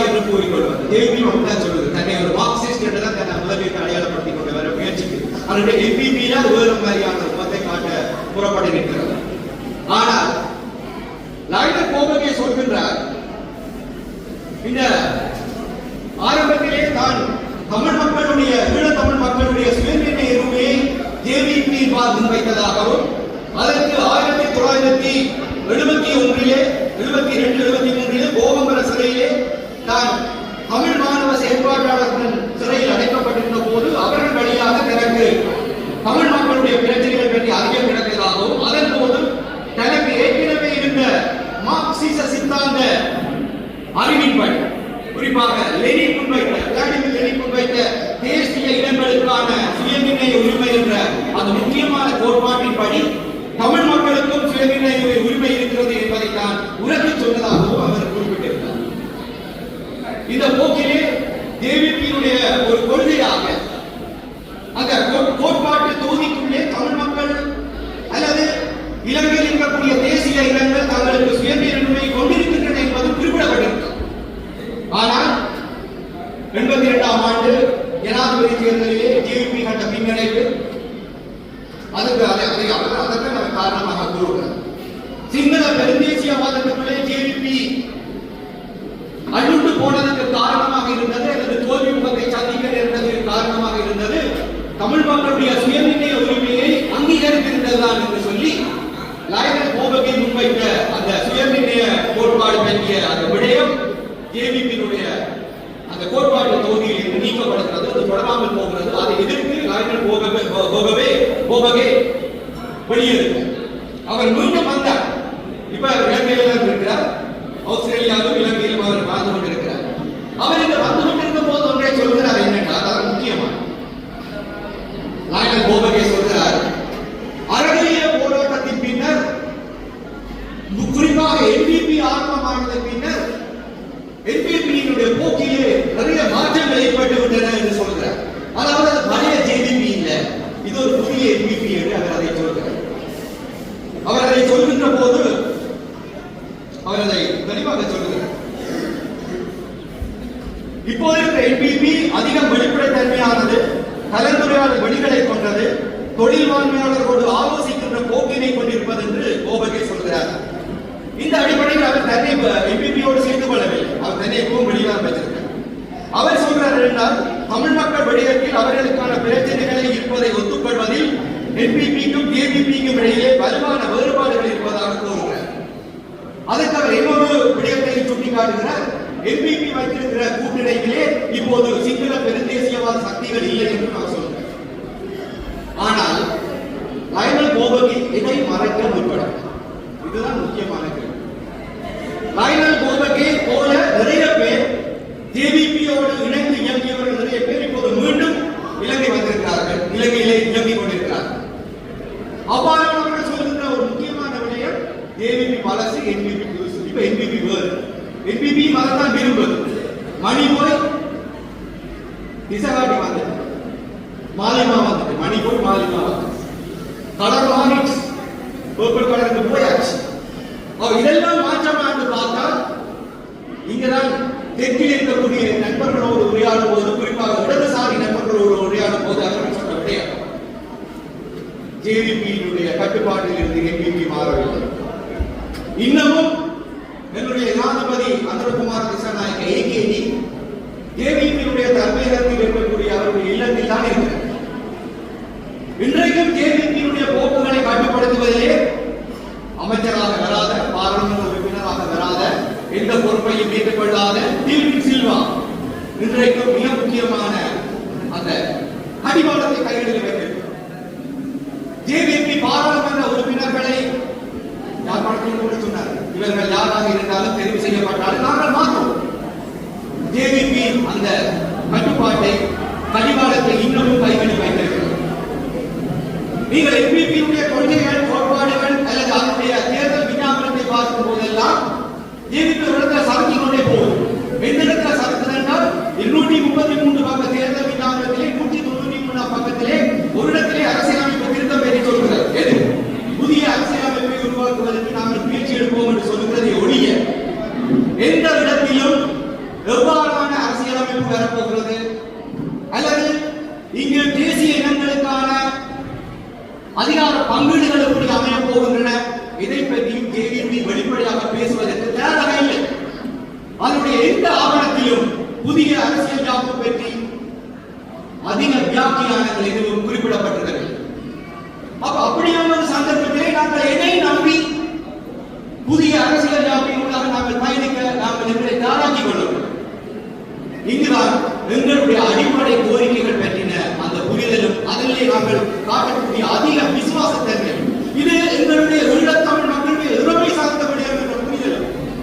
எங்களுக்கு இருக்க வேண்டும்.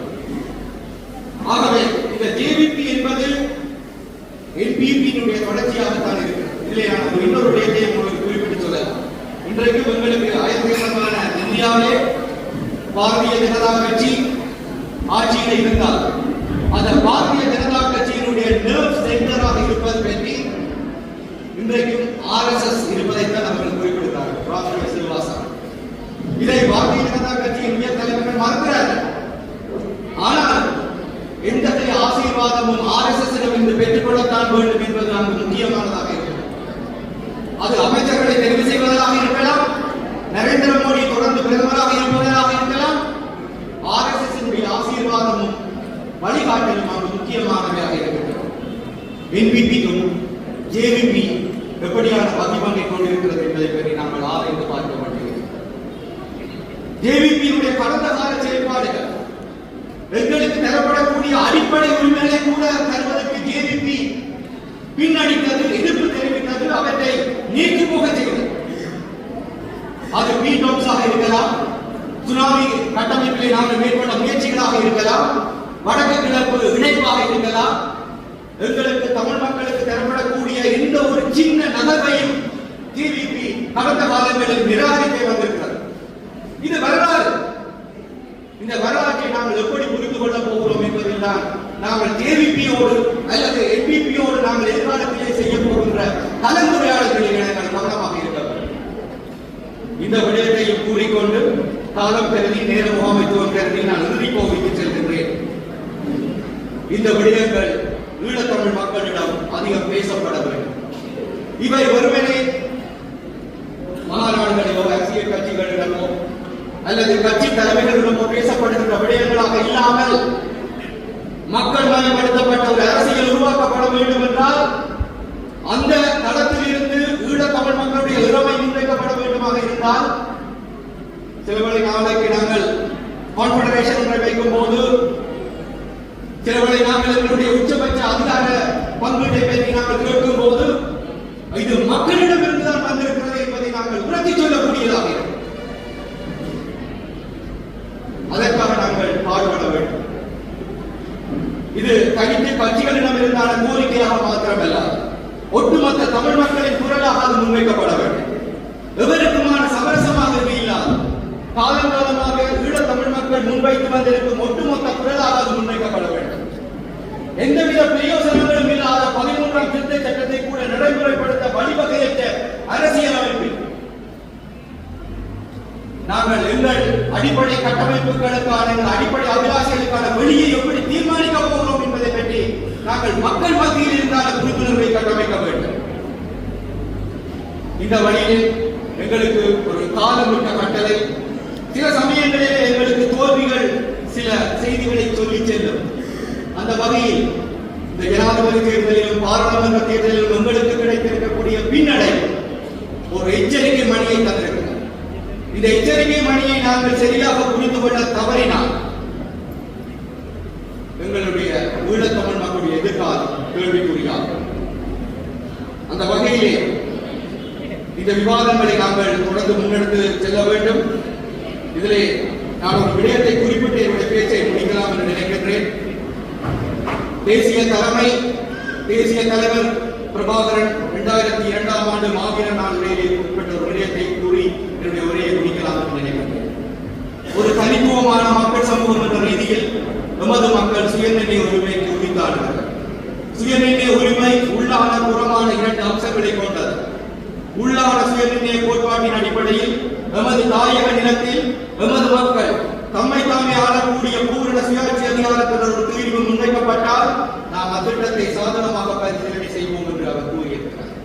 அது தவறினால் தான் அவர் அடுத்த கட்டத்தை பற்றியும் அதிலே குறிப்பிட்டிருக்கிறார். இன்றைக்கு விடுதலை புலிகள் இன்று இல்லாவிட்டாலும் அந்த மக்களான அந்த மேண்டேட் இன்றைக்கு எங்களிடம் இருக்கிறது. ஈழத்தமிழருடைய உரிமை எங்களிடம் இருக்கிறது. தேர்தல் அரசியலை மையப்படுத்திய அணுகுமுறைகளை தப்பால் வரலாற்று வகை ஒன்று கூடாக நாங்கள் அனைவரும் தயாராக வேண்டும்.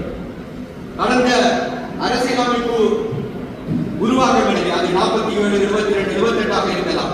தமிழ் மக்கள் பங்கேற்றிருக்கவில்லை, தமிழ் மக்கள் பங்கேற்கும் வெளியும் இருக்கவில்லை. நாங்கள் கடுமையான எதிர்வினைகளை வெளிப்படுத்தி இருந்தோம். அவ்வாறான சந்தர்ப்பத்தில் இனிமேல் முன்வைக்கக்கூடிய விடயத்திலும் நாங்கள் பார்வையாளராக இருக்க முடியாது. அதிலே எங்களுடைய காத்திரமான பங்களிப்பு இருக்குமாக இருந்தால் நாங்கள் அதை எப்படி செய்ய போகிறோம் என்பதை பற்றிய தெளிவு எங்களிடம் இருக்க வேண்டும். அந்த வகையிலே போராட்ட வடிவங்கள் மாறலாம், ஆனால் போராட்ட இலட்சியம் மாறாத தேசிய தலைமை, எங்கள் தேசத்தின் தலைமை அந்த வார்த்தைகளுக்கு மதிப்பு கொடுத்து நாங்கள் முன்னெடுக்க உங்கள் முயற்சிகளை முன்னெடுக்க வேண்டும் என்று கேட்டுக்கொண்டு விடைபெறுகிறேன். நன்றி. அவர்கள் சிங்கள பௌத்த பேரினவாத அரசாங்கத்தினால் படுகொலை செய்யப்பட்டு 25 ஆண்டுகள் நடந்திருக்கிற நிலையில் அவருடைய 25வது ஆண்டு நிறைவேற்ற நிகழ்விலே நாங்கள் கலந்து கொண்டிருக்கிறோம். அந்த வகையிலே இன்றைய இந்த நிகழ்விலே கலந்து கொண்டு நினைவு ஆட்டியிருக்கின்ற பெருமதிப்புக்குரிய கலைத்துறையாதிபதி ரகுராம் அவர்கள் மிகவும் ஆழமான காலத்தின் தேவை கருதிய ஒரு உரிய ஒன்றை இங்கே நிகழ்த்தி அமர்ந்திருக்கின்றார். உண்மையிலே அவர் இந்த இடத்தில் எங்களுடைய அந்த அழைப்பை ஏற்று இந்த உரையை ஆற்றுவதற்கு முன்வந்து இந்த இடத்திலே தன்னுடைய அந்த மிக காத்திரமான வரலாற்று கடமையை உணர்ந்து கொண்டு அவர் ஆற்றிய அந்த உரைக்காக தமிழ் மக்கள் சார்பாக உண்மையிலே நாங்கள் தலை சாய்த்து நன்றி சொல்கிறோம். இந்த இனம் இந்த தீவிலே கலை நிமிர்ந்து கௌரவமாக வாழ வேண்டும், பாதுகாப்பாக வாழ வேண்டும் என்பதற்காக 75 வருடங்களாக போராடி கொண்டிருக்கிறது. ஆரம்பத்திலே ஜனநாயக வழியில் போராடி அந்த முயற்சிகளை பேரினவாதம் வன்முறை வழியில் நடத்திய பொழுது இந்த இனத்தை எப்படியாவது இந்த மண்ணிலே நிம்மதியாக வாழ வைக்க வேண்டும் என்பதற்காக 50,000க்கும் மேற்பட்ட இளைஞர்கள் யுவதிகள் தங்களுடைய விலை மதிப்பெற்ற உயிர்களை இந்த மக்களுடைய நல்வாழ்வுக்காக இந்த மண்ணிலே தியாகம் செய்திருக்கிறார்கள். அவர்களுடைய அந்த தியாகம் நிறைந்த இந்த போராட்டம் இந்த பூகோள ஆதிக்க போட்டி காரணமாக 2009 மௌனிக்கப்பட்ட பிற்பாடு தொடர்ந்து இந்த இனம் இந்த மண்ணிலே பாதுகாப்பாக கௌரவமாக வாழ வேண்டும் என்பதற்காக ஜனநாயக வழியில் போராடி ஆக வேண்டும் என்று நிர்பந்திக்கப்பட்டிருக்கின்றது. இவ்வாறான ஒரு சூழலிலே இந்த பிராந்திய வெள்ளாதிக்க சக்திகளும் பூகோள வெள்ளாதிக்க சக்திகளும் சிங்கள பௌத்த பேரினவாதமும் எங்களுடைய சமூகத்தை கூறு போட்டு தங்களுக்கு சார்பான சக்திகளை பலப்படுத்தி தமிழ் மக்கள் மத்தியில் இருக்கக்கூடிய அந்த ஐக்கியமான சூழலை சிதறடித்து எங்களுடைய தமிழ் தேசிய அரசியலிருந்து தமிழ் தேசியத்தை நீக்கி தமிழினத்தை கரைத்து நீந்து போக செய்கின்ற ஒரு முயற்சியிலே ஈடுபட்டுக் கொண்டிருக்கின்ற ஒரு சூழலில் தான் எங்களுடைய அரசியல் இயக்கத்தினுடைய அந்த பிரவேசம் அமைந்தது. எங்களுடைய அரசியல் இயக்கத்தினுடைய தலைவர் மதிப்புக்குரிய கஜேந்திரகுமார் பொன்னம்பலம் அவர்கள் 2009 மே 18க்கு பிற்பாடு இந்த கொள்கையை நாங்கள் கைவிடாமல் கொண்டு செல்ல வேண்டும் என்ற ஒரு முடிவிலே உறுதியாக இருந்து அப்பொழுது இருந்த தமிழ் தேசிய கூட்டமைப்புக்குள் கடுமையாக போராடி அந்த முயற்சிகள் பலனளிக்காத நிலையிலே நாங்கள் தனித்த வழியிலே இந்த லட்சியத்தை முன்கொண்டு செல்ல வேண்டும் என்று தீர்மானித்த சந்தர்ப்பத்திலே நாங்கள் அந்த தரப்பு கொடுக்கின்ற பிழைகளை நாங்கள் சுட்டிக்காட்டி வெளியேறி நாங்கள் ஒதுக்கி நின்றால் மக்களுக்கு ஒரு சரியான தெரிவு இருக்கப் போவதில்லை. ஆகவே நாங்கள் ஒரு சரியான தெரிவை காட்ட வேண்டும், நாங்கள் ஒரு அரசியல் இயக்கமாக செயற்பட வேண்டும் என்ற ஒரு முடிவு ஆராயப்பட்ட பொழுது அவருடைய கருத்து எதுவாக இருந்தது என்று சொன்னால், வி நவரட்னம் அவர்கள் அன்றைய காலகட்டத்தில் ஒரு சரியான முடிவெடுத்து சில தத்துவங்களை முன்வைத்த பொழுது பின்னர் வந்த பிரபாகரன் என்கின்ற ஒரு மனிதன் அந்த தத்துவங்களை தன்னுடைய ஒரு வரலாற்றில் வழிகாட்டியாக கொண்டு ஒரு விடுதலை இயக்கத்தை ஆரம்பித்து ஒரு மிக பெரும் உலகம் வியந்து பார்த்த ஒரு விடுதலை இயக்கத்தை முன்னெடுத்துக் கொண்டு சென்றிருந்தார் எங்களுடைய தேசிய தலைவர் பிரபாகரன் அவர்கள்.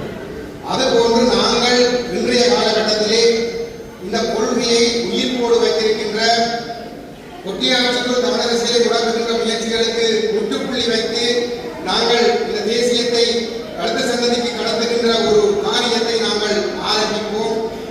எங்களை விட பல நூறு மடங்கு ஆற்றல் மிக்கவர்கள் எதிர்காலத்தில் இந்த தேசியத்தை முன்னகர்த்தி கொண்டு செல்லக்கூடிய ஒரு வாய்ப்பை நாங்கள் அவர்களுக்கு கொடுக்க வேண்டும். அந்த அடிப்படையில் தான் உண்மையிலே இந்த அரசியல் இயக்கம் உருவாக்கப்பட்டிருந்தது. அந்த கடமையை இந்த 15 ஆண்டுகளில் அவர் சரியான முறையிலே முன்னகர்த்தி கொண்டு வந்திருக்கின்றார். எப்பொழுதோ சிங்கப்பொடி ஒட்டுமொத்த தமிழர்களும் சிங்கப்பொடி ஏற்றி இருக்க வேண்டிய ஒரு சூழலை தடுத்து இன்று தமிழ் தேசம் என்ற ஒரு எண்ண கருவோடு எங்களுடைய மக்கள் இன்றும் பயணிக்கக்கூடிய ஒரு சூழல் ஒன்று தக்க வைக்கப்பட்டிருக்கிறது என்று சொல்லி சொன்னால் அது கஜேந்திரகுமார் பொன்னம்பலம் அவர்களுடைய 2009 மே 18க்கு பின்னர் அவர் எடுத்த முடிவின் காரணமாகத்தான் அது இன்று உறுதியாக இருந்து கொண்டிருக்கின்றது. இவ்வாறான ஒரு சூழலிலே தமிழ் மக்கள் மீது ஒரு பாரிய இனஅழிப்பை கட்டமைத்துவிட்டு மிக கொடூரமான இனப்படுகொலைகளை அரங்கேற்றி தமிழர்கள் குறைந்தது ஒரு 50 ஆண்டுகளுக்கு ஏதும் தங்களுடைய உரிமைகள் பற்றி, தங்களுடைய அடையாளங்கள் பற்றி, தங்களுடைய தனித்துவங்கள் பற்றி பேசக்கூடாது, மனதில் கூட நினைக்கக்கூடாது என்ற ஒரு அடிப்படையை தான் இந்த இனப்படுகொலை மிக கருண கொடூரமாக அரங்கேற்றப்பட்டிருக்கிறது. போராட்டம் மௌனிக்கப்படுகிறது என்று அறிவிக்கப்பட்ட பின்னர் கூட மிக கொடூரமான படுகொலைகள் நடைபெற்றது என்று சொல்லி சொன்னால், போர் முடிந்த பின்னர் பல்லாயிரக்கணக்கானவர்கள் காணாமல் ஆக்கப்பட்டார்கள் என்று சொல்லி சொன்னால் அதற்கு காரணம் தமிழர்கள் ஒரு 50 ஆண்டுகளுக்கு தங்களுடைய இருப்பு அடையாளம் தொடர்பாக சிந்திக்க கூடாது என்பதற்காக. அவ்வாறு செய்த பின்னரும் அந்த அவர்களுடைய எதிரிகளுடைய எண்ணத்தை ஈடேற விடாமல் இந்த லட்சியத்தை உயிர்ப்போடு முன்னகர்த்தி கொண்டு வந்தது எங்களுடைய அரசியல் இயக்கத்தின் தலைவர் கஜேந்திரகுமார் பொன்னம்பலம் அவர்கள். இந்த பயணம் நடைபெற்றுக் கொண்டிருக்கின்ற பொழுது சிங்கள பௌத்த பேரினவாதம் தமிழர்களுக்கான தீர்வு என்ற பெயரிலே 2016 ஆண்டு மார்ச் மாதம் 5ஆம் தேதி இலங்கை நாடாளுமன்றத்தை ஒரு அரசியல் நிர்ணய சபையாக பிரகடனம் செய்து புதிய அரசியலமைப்பு உருவாக்க முறை ஆரம்பித்திருந்தது. அந்த அரசியலமைப்பினுடைய முதலாவது வரைவு 2017 செப்டம்பர் 21ஆம் தேதி வெளிவந்திருந்தது. அந்த வரைவானது தமிழர்களுடைய இருப்பை அடியோடு இல்லாமல் செய்து தமிழர்களை இந்த மண்ணிலே தமிழர்களுடைய ஒப்புதலோடு நிரந்தர அடிமைகளாக்கக்கூடிய வகையிலான ஒரு ஏக்கிய ராஜ்ய வரைவாகவே அது தயாரிக்கப்பட்டிருந்தது. அந்த வரைவில் இருக்கக்கூடிய ஆபத்துக்களை மிகவும் தெளிவாக, மிக தத்துரூபமாக, சாதாரண மக்களுக்கு விளங்கக்கூடிய எளிய மொழி நடையிலே பேராசிரியர் ரகுராம் அவர்கள் இங்கே முன்வைத்திருப்பது என்பது எங்களுடைய மக்களை விழிப்படைய செய்து எதிர்காலத்தில் நாங்கள் ஒரு பாதுகாப்பான ஒரு அரசியல் தீர்வை அடைந்து கொள்வதற்காக நாங்கள் இத்தகைய முடிவுகளை எடுத்து செயல்பட வேண்டும். ஒவ்வொரு சாதாரண மக்களுக்கும் இந்த விடயத்திலே மக்களும் பொறுப்புணர்வோடு இந்த விடயத்திலே நடந்து கொள்ள வேண்டும் என்கின்ற ஒரு விழிப்புணர்வை ஏற்படுத்தக்கூடிய வகையிலே பேராசிரியர் ரகுராம் அவர்களுடைய இந்த உரை அமைந்திருப்பது என்பது உண்மையிலே ஒரு பெருமைக்குரிய ஒரு விடயம். உண்மையிலே அவர் இந்த விடுதலை போராட்டத்தோடு வாழ்ந்தவர், இந்த விடுதலை போராட்டத்தை உயிருக்குயிராக நேசித்தவர், அந்த விடுதலை போராட்டம் நடந்த மண்ணிலே அந்த தேசிய தலைவருக்கு பக்கத்திலே இருந்து பணியாற்றியவர், இந்த மாவீரர்களுடைய தியாகங்களை கண் முன்னாலே பார்த்தவர். அந்த வகையிலே அவர் தன்னுடைய அதற்குள் வாழ்ந்தவர் என்ற அடிப்படையில் அவர் இந்த ஒட்டியாட்சி அரசியலமைப்பை ஒரு பொழுதும் எங்களுடைய இனத்தின் மீது கட்டியடிப்பதற்கு அனுமதிக்க கூடாது என்ற அடிப்படையிலே அவருடைய அடிமனத்தில் இருந்து அந்த விடயங்கள் வெளிவந்திருப்பது என்பது உண்மையிலே எங்களுக்கு ஒரு மிகப்பெரும் ஆறுதலை தருகிறது. நாங்கள் இந்த தேர்தலில் அரசியலிலே இந்த தேர்தலிலே நாங்கள் ஒரு கணிசமான பின்னடைவை சந்தித்திருக்கிறோம். அப்படி சந்தித்திருந்தாலும் கூட இன்று இந்த பேராசிரியருடைய உரை என்பது எங்களுக்கு ஒரு ஆத்ம திருப்தியை தருகிறது. ஏனென்று சொன்னால் இந்த இனம் இன்னமும் கௌரவமாக எங்களுடைய தேசம் அங்கீகரிக்கப்பட்ட ஒரு சுயநிர்ணய உரிமை அங்கீகரிக்கப்பட்ட ஒரு தீர்வை அடைவதற்காக துடித்துக் கொண்டிருக்கிறது என்பதனை பட்டவர்த்தனமாக வெளிப்படுத்தி இருக்கின்றது. ஆகவே இந்த இனத்திற்காக நாங்கள் இன்னும் பல தடவை தோல்வியடைந்தாலும் நாங்கள் பெருமையோடு தான் அந்த தோல்வியை நாங்கள் சந்தித்துக் கொள்வோம். என்றால் எங்களுடைய மக்கள் ஏமாற்றப்படுகிறார்கள், மக்கள் தவறாக வழிநடத்தப்படுகிறார்கள். அவற்றுக்குள் இருந்து கொண்டு எங்களுடைய மக்களை சரியாக வழிநடத்துவதற்காக, அவர்களை சரியான இடத்தை நோக்கி கொண்டு செல்வதற்காக நாங்கள் தொடர்ந்து பயணிக்கிறோம் என்று சொன்னால் 50,000 மாவீரர்கள் செய்த தியாகங்கள் தான் எங்களை இந்த இடத்திலே மனம் தளராமல் முன்னோக்கி கொண்டு செல்கின்றது. அந்த வகையிலே அவர் 2 விடயங்களை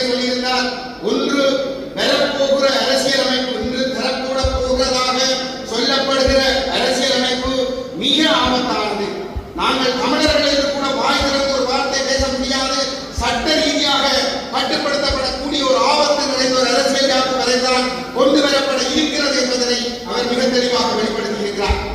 அதே நேரத்திலே நாங்கள் இந்த மண்ணிலே ஒரு கூட்டாட்சி உரிமையோடு வாழக்கூடிய வகையிலே அதற்கான ஒரு வடிவமைப்பு தொடர்பாகவும் அவர் இங்கே பேசியிருக்கிறார். அந்த வகையிலே தமிழ் மக்கள் பேரவையினால் தயாரிக்கப்பட்ட தீர்வுத்திட்டம் தொடர்பாக ஏற்கனவே அது பல நீண்ட காலமாக பேசப்பட்டுக் கொண்டிருக்கிறது. அதில் இருக்கக்கூடிய சில குறைபாடுகள் தொடர்பாகவும் அவர் குறிப்பிட்டிருக்கிறார். உண்மையிலே நாங்கள் அதனையும் வரவேற்கின்றோம். அவர் இந்த விவாதத்தை இங்கே ஆரம்பிக்க வைத்திருக்கிறார். சிவில் அமைப்புகள், ஊடகங்கள் மற்றும் சாதாரண பொதுமக்கள், கல்வியாளர்கள் எல்லோரும் சேர்ந்து ஆக்கப்பூர்வமாக விவாதித்து எங்களுடைய இனத்தின் எதிர்காலத்துக்கு ஏற்ற ஒரு வரைவை நாங்கள் உருவாக்கி நாங்கள் முன்கொண்டு செல்ல வேண்டும் என்பதுதான் அவருடைய எதிர்பார்ப்பாக இருக்கிறது. அதை செய்வதற்கு கஜேந்திரகுமார் பொன்னம்பலம் தலைமையிலான எங்களுடைய அரசியல் இயக்கம் எப்பொழுதும் தயாராக இருக்கிறது. இல்லை நாம் மிக தாழ்மையாக நான் ஒன்றை சொல்லிக் கொள்ள விரும்புகிறேன். கஜேந்திரகுமார் பொன்னம்பலம் எந்த ஒரு சந்தர்ப்பத்திலும் தான் சொல்வதைத்தான் இந்த சமூகம் கேட்க வேண்டும் என்ற நிலைப்பாட்டை ஒரு பொழுதும் கொண்டிருந்த ஒருவர் அல்ல. ஆனால் மக்கள் மத்தியிலே அப்படியான ஒரு கருத்தியல் விதைக்கப்பட்டிருக்கிறது. ஆனால் அது முற்றிலும் தவறான ஒன்று. எங்களுடைய இடத்துக்கு நன்மை தரக்கூடிய ஒட்டியாட்சியை ஏற்றுக்கொள்ள முடியாது என்பது அதிலே அவர் உறுதியாக இருக்கிறார். அது 75 ஆண்டுகளாக எங்களுடைய இனத்தினுடைய நிலைப்பாடு. அதை ஒருபொழுதும் நாங்கள் அந்த நிலைப்பாட்டிலிருந்து நாங்கள் மாறிவிட முடியாது. சமஸ்தி தன்மை என்ற அந்த ஏமாற்றுகளுக்குள் எங்களுடைய மக்களை கொண்டு செல்வதற்கு நாங்கள் இடமளிக்க முடியாது. ஆனால் அதே வேளையிலே நாங்கள் எல்லோரும் கூட்டாக முயற்சி செய்து எங்களுடைய தேசம் திறமை சேமிய உரிமை அங்கீகரிக்கப்பட்ட அடிப்படையிலான ஒரு சமூக ஒப்பந்தம் ஒன்றை செய்து அந்த அடிப்படையிலே நாங்கள் ஒரு கூட்டாட்சி, ஒரு இணைப்பாட்சி முறைமை ஒன்றை உருவாக்கிக் கொள்வதற்கு நாங்கள் முன்னோக்கி செல்வதற்கு நாங்கள் தயாராக இருக்கிறோம். இங்கே பேராசிரியர் ரகுராம் அவர்கள் சுட்டிக்காட்டிய விடயம் என்பது உண்மையிலே தமிழ் மக்கள் பேரவை என்பது தமிழ் தேசிய மக்கள் முன்னணி அல்ல. தமிழ் தேசிய மக்கள் முன்னணி அதனுடைய ஒரு அங்கம். இங்கே இருக்கக்கூடிய சிவில் அமைப்புகள், அரசியல் தரப்புகள், அப்பொழுது இருந்த வடமாகாண முதலமைச்சர் தலைமையிலே வடகிழக்கில் இருக்கக்கூடிய ஓரளவுக்கு ஒன்று சேர்ந்து ஒத்துழைக்கக்கூடிய தரப்புகளை ஒன்றாக்கி ஒரு பொதுவான கருத்தொருமைப்பாட்டுக்கு கொண்டு வருவதற்கான முயற்சிகள் அங்கே மேற்கொள்ளப்பட்டிருந்தது. அந்த இடத்திலே அது ஒரு கூட்டு முயற்சியாக தயாரிக்கப்பட்ட வரைவுதான் அந்த வரைவு. அந்த வரைவில் நாங்கள் முன்னேற்றங்களை நாங்கள் ஏற்படுத்த வேண்டும் என்று சொல்லி சொன்னால் அதை பற்றி நாங்கள் ஆழமாக நாங்கள் எல்லோரும் கூடி நாங்கள் ஆராய்ந்து நாங்கள் முன் செல்ல முடியும். ஆகவே இதில் நாங்கள் விவாதித்து முன்பு எல்லோரும் சேர்ந்து கூட்டாக முன் செல்வதற்கு நாங்கள் எப்பொழுதுமே தயாராக இருக்கிறோம் என்பதை நாங்கள் இதிலே பதிவு செய்து கொள்கிறோம். இன்று கஜேந்திரகுமார் பொன்னம்பலம் அவர்கள் இந்த நாடாளுமன்ற தேர்தலுக்கு பிற்பாடு நாடாளுமன்ற உறுப்பினர் ஸ்ரீதரன் அவர்களை நோக்கியும் நாடாளுமன்ற உறுப்பினர் செல்வராஜனை நோக்கியும் ஒரு வேண்டுகோளை விடுத்திருந்தார். அதாவது நாங்கள் அவர்களோடு பேசி இந்த நாடாளுமன்றத்திற்குள் இருக்கக்கூடிய வடகிழக்கின் 19 நாடாளுமன்ற உறுப்பினர்களில் பெரும்பான்மையானவர்கள் ஒன்று சேர்ந்து இந்த அணு அரசு கொண்டு வரப் போவதாக சொல்லுகிற அரசியலமைப்பு, ஒட்டியாட்சி அரசியலமைப்பு, அதனை நாங்கள் முறியடிப்பதற்கு நாங்கள் ஒன்று சேர்ந்து பணியாற்ற வேண்டும் என்ற அடிப்படையிலே அவர் ஒரு அழைப்பை விடுத்திருக்கின்றார். அந்த அழைப்புக்கு ஒரு சாதகமான பதில் ஒன்று கிடைக்குமாக இருந்தால் அணு அரசு இந்த சந்தர்ப்பத்தை பயன்படுத்தி தமிழ் மக்கள் மீது ஒட்டியாட்சியை கட்டியிருப்பதற்கு எடுக்கிற முயற்சிகளை நாங்கள் முறியடிக்கக்கூடியதாக இருக்கும். ஆனால் அதிலே தடங்கல்கள் ஏற்படுமாக இருந்தால் இங்கே பேராசிரியர் ரகுராம் அவர்கள் குறிப்பிட்டது போன்று நாங்கள் மிக அவசரமாகவும் வேகமாகவும் மக்கள் மட்டத்திலே சென்று மக்களை விழிப்பூட்டி அரசியல் மேம்படுத்தி மக்கள் மத்தியில் இருந்து எங்களுடைய அடிப்படை நிலைப்பாடுகளை முன்வைத்து ஒரு பேரெழுச்சியை நாங்கள் உருவாக்குவதன் மூலம்தான் அணு அரசு ஒட்டியாட்சியை கொண்டு வந்து எங்கள் மீது திணிக்கின்ற முயற்சிகளை நாங்கள் முறியடிக்கக்கூடியதாக இருக்கும். 2016ஆம் ஆண்டிலே அரசு புதிய அரசியலமைப்பு உருவாக்கம் செய்கின்ற பொழுது அந்த அரசு பொதுமக்கள் மத்தியிலே கருத்தரித்திருந்தது. ஆனால் அது எங்களுடைய மக்களுக்கே தெரியாது. ஒவ்வொரு பிரதேச செயலகங்களிலும் மக்கள் கருத்தரிக்கப்பட்டது. அந்த சந்தர்ப்பங்களிலே மக்களுக்கு ஏனென்று கூட தெரியாமல் அந்த மக்கள் அழைத்து செல்லப்பட்டு அவர்களிடம் கருத்து கேட்கப்பட்ட பொழுது அவர்கள் ரோட்டு இல்லை, கதவு இல்லை, கக்கூஸ் இல்லை, அங்கே சாதி பிரச்சனை இல்லை, சமய பிரச்சனை என்றுதான் அவர்கள் சொல்லியிருந்தார்கள். அவற்றையெல்லாம் ஆவணப்படுத்திக் கொண்டு சென்று லால்ஜியாக அந்த அரசியலமைப்பு பேரவைக்கு கொடுத்திருந்தார். வடகிழக்கிலே நாங்கள் மக்களை கருத்தை கேட்டோம். அங்கே கதவும் கக்கூசும் அபிவிருத்தியும் சாதி பிரச்சனை தான் இருக்கிறதை தவிர அவர்களுக்கு அரசியல் பிரச்சனை இல்லை. அவர்கள் யாரும் அரசியல் உரிமைகளை பற்றி பேசவில்லை என்று சொல்லியிருந்தார்கள். இங்கே பேராசிரியர் ரகுராம் அவர்கள் இன்று ஆரம்பித்திருக்கிற அவருடைய அந்த உரையாடல் என்பது எதிர்காலத்தில் ஒரு புதிய அரசியலை உருவாக்குவதற்காக அவர்கள் ஒரு அரசியல் நிர்ணய சபையை உருவாக்கி பொதுமக்கள் மத்தியில் கருத்தறிய அவர்கள் ஒரு குழுவை அமைப்பாளராக இருந்தார். வடகிழக்கிலே ஒவ்வொரு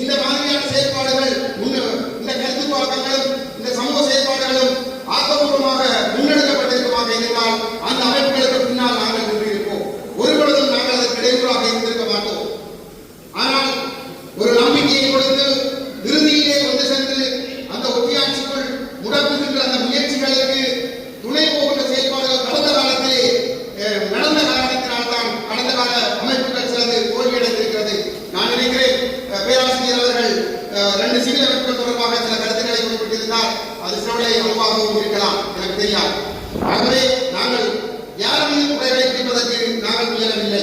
எங்களுக்கு தேவைப்படுவது ஒன்றே ஒன்று. 50,000 மாவீரர்கள் உயிர் கொடுத்திருக்கிறார்கள். அந்த மாவீரர்களும் 1.5 லட்சத்துக்கு மேற்பட்ட மக்கள் இறுதிப் போரில் மாத்திரம் உயிர் கொடுத்திருக்கிறார்கள்.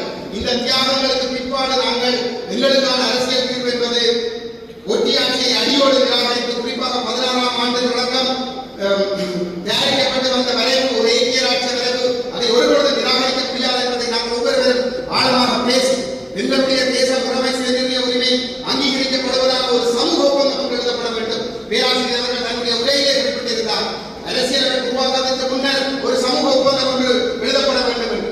அந்த சமூக ஒப்பந்தம் என்பது தமிழர்களுடைய தேசத்தையும் அதனுடைய உரிமையையும் அங்கீகரிப்பதாக இருக்க வேண்டும்.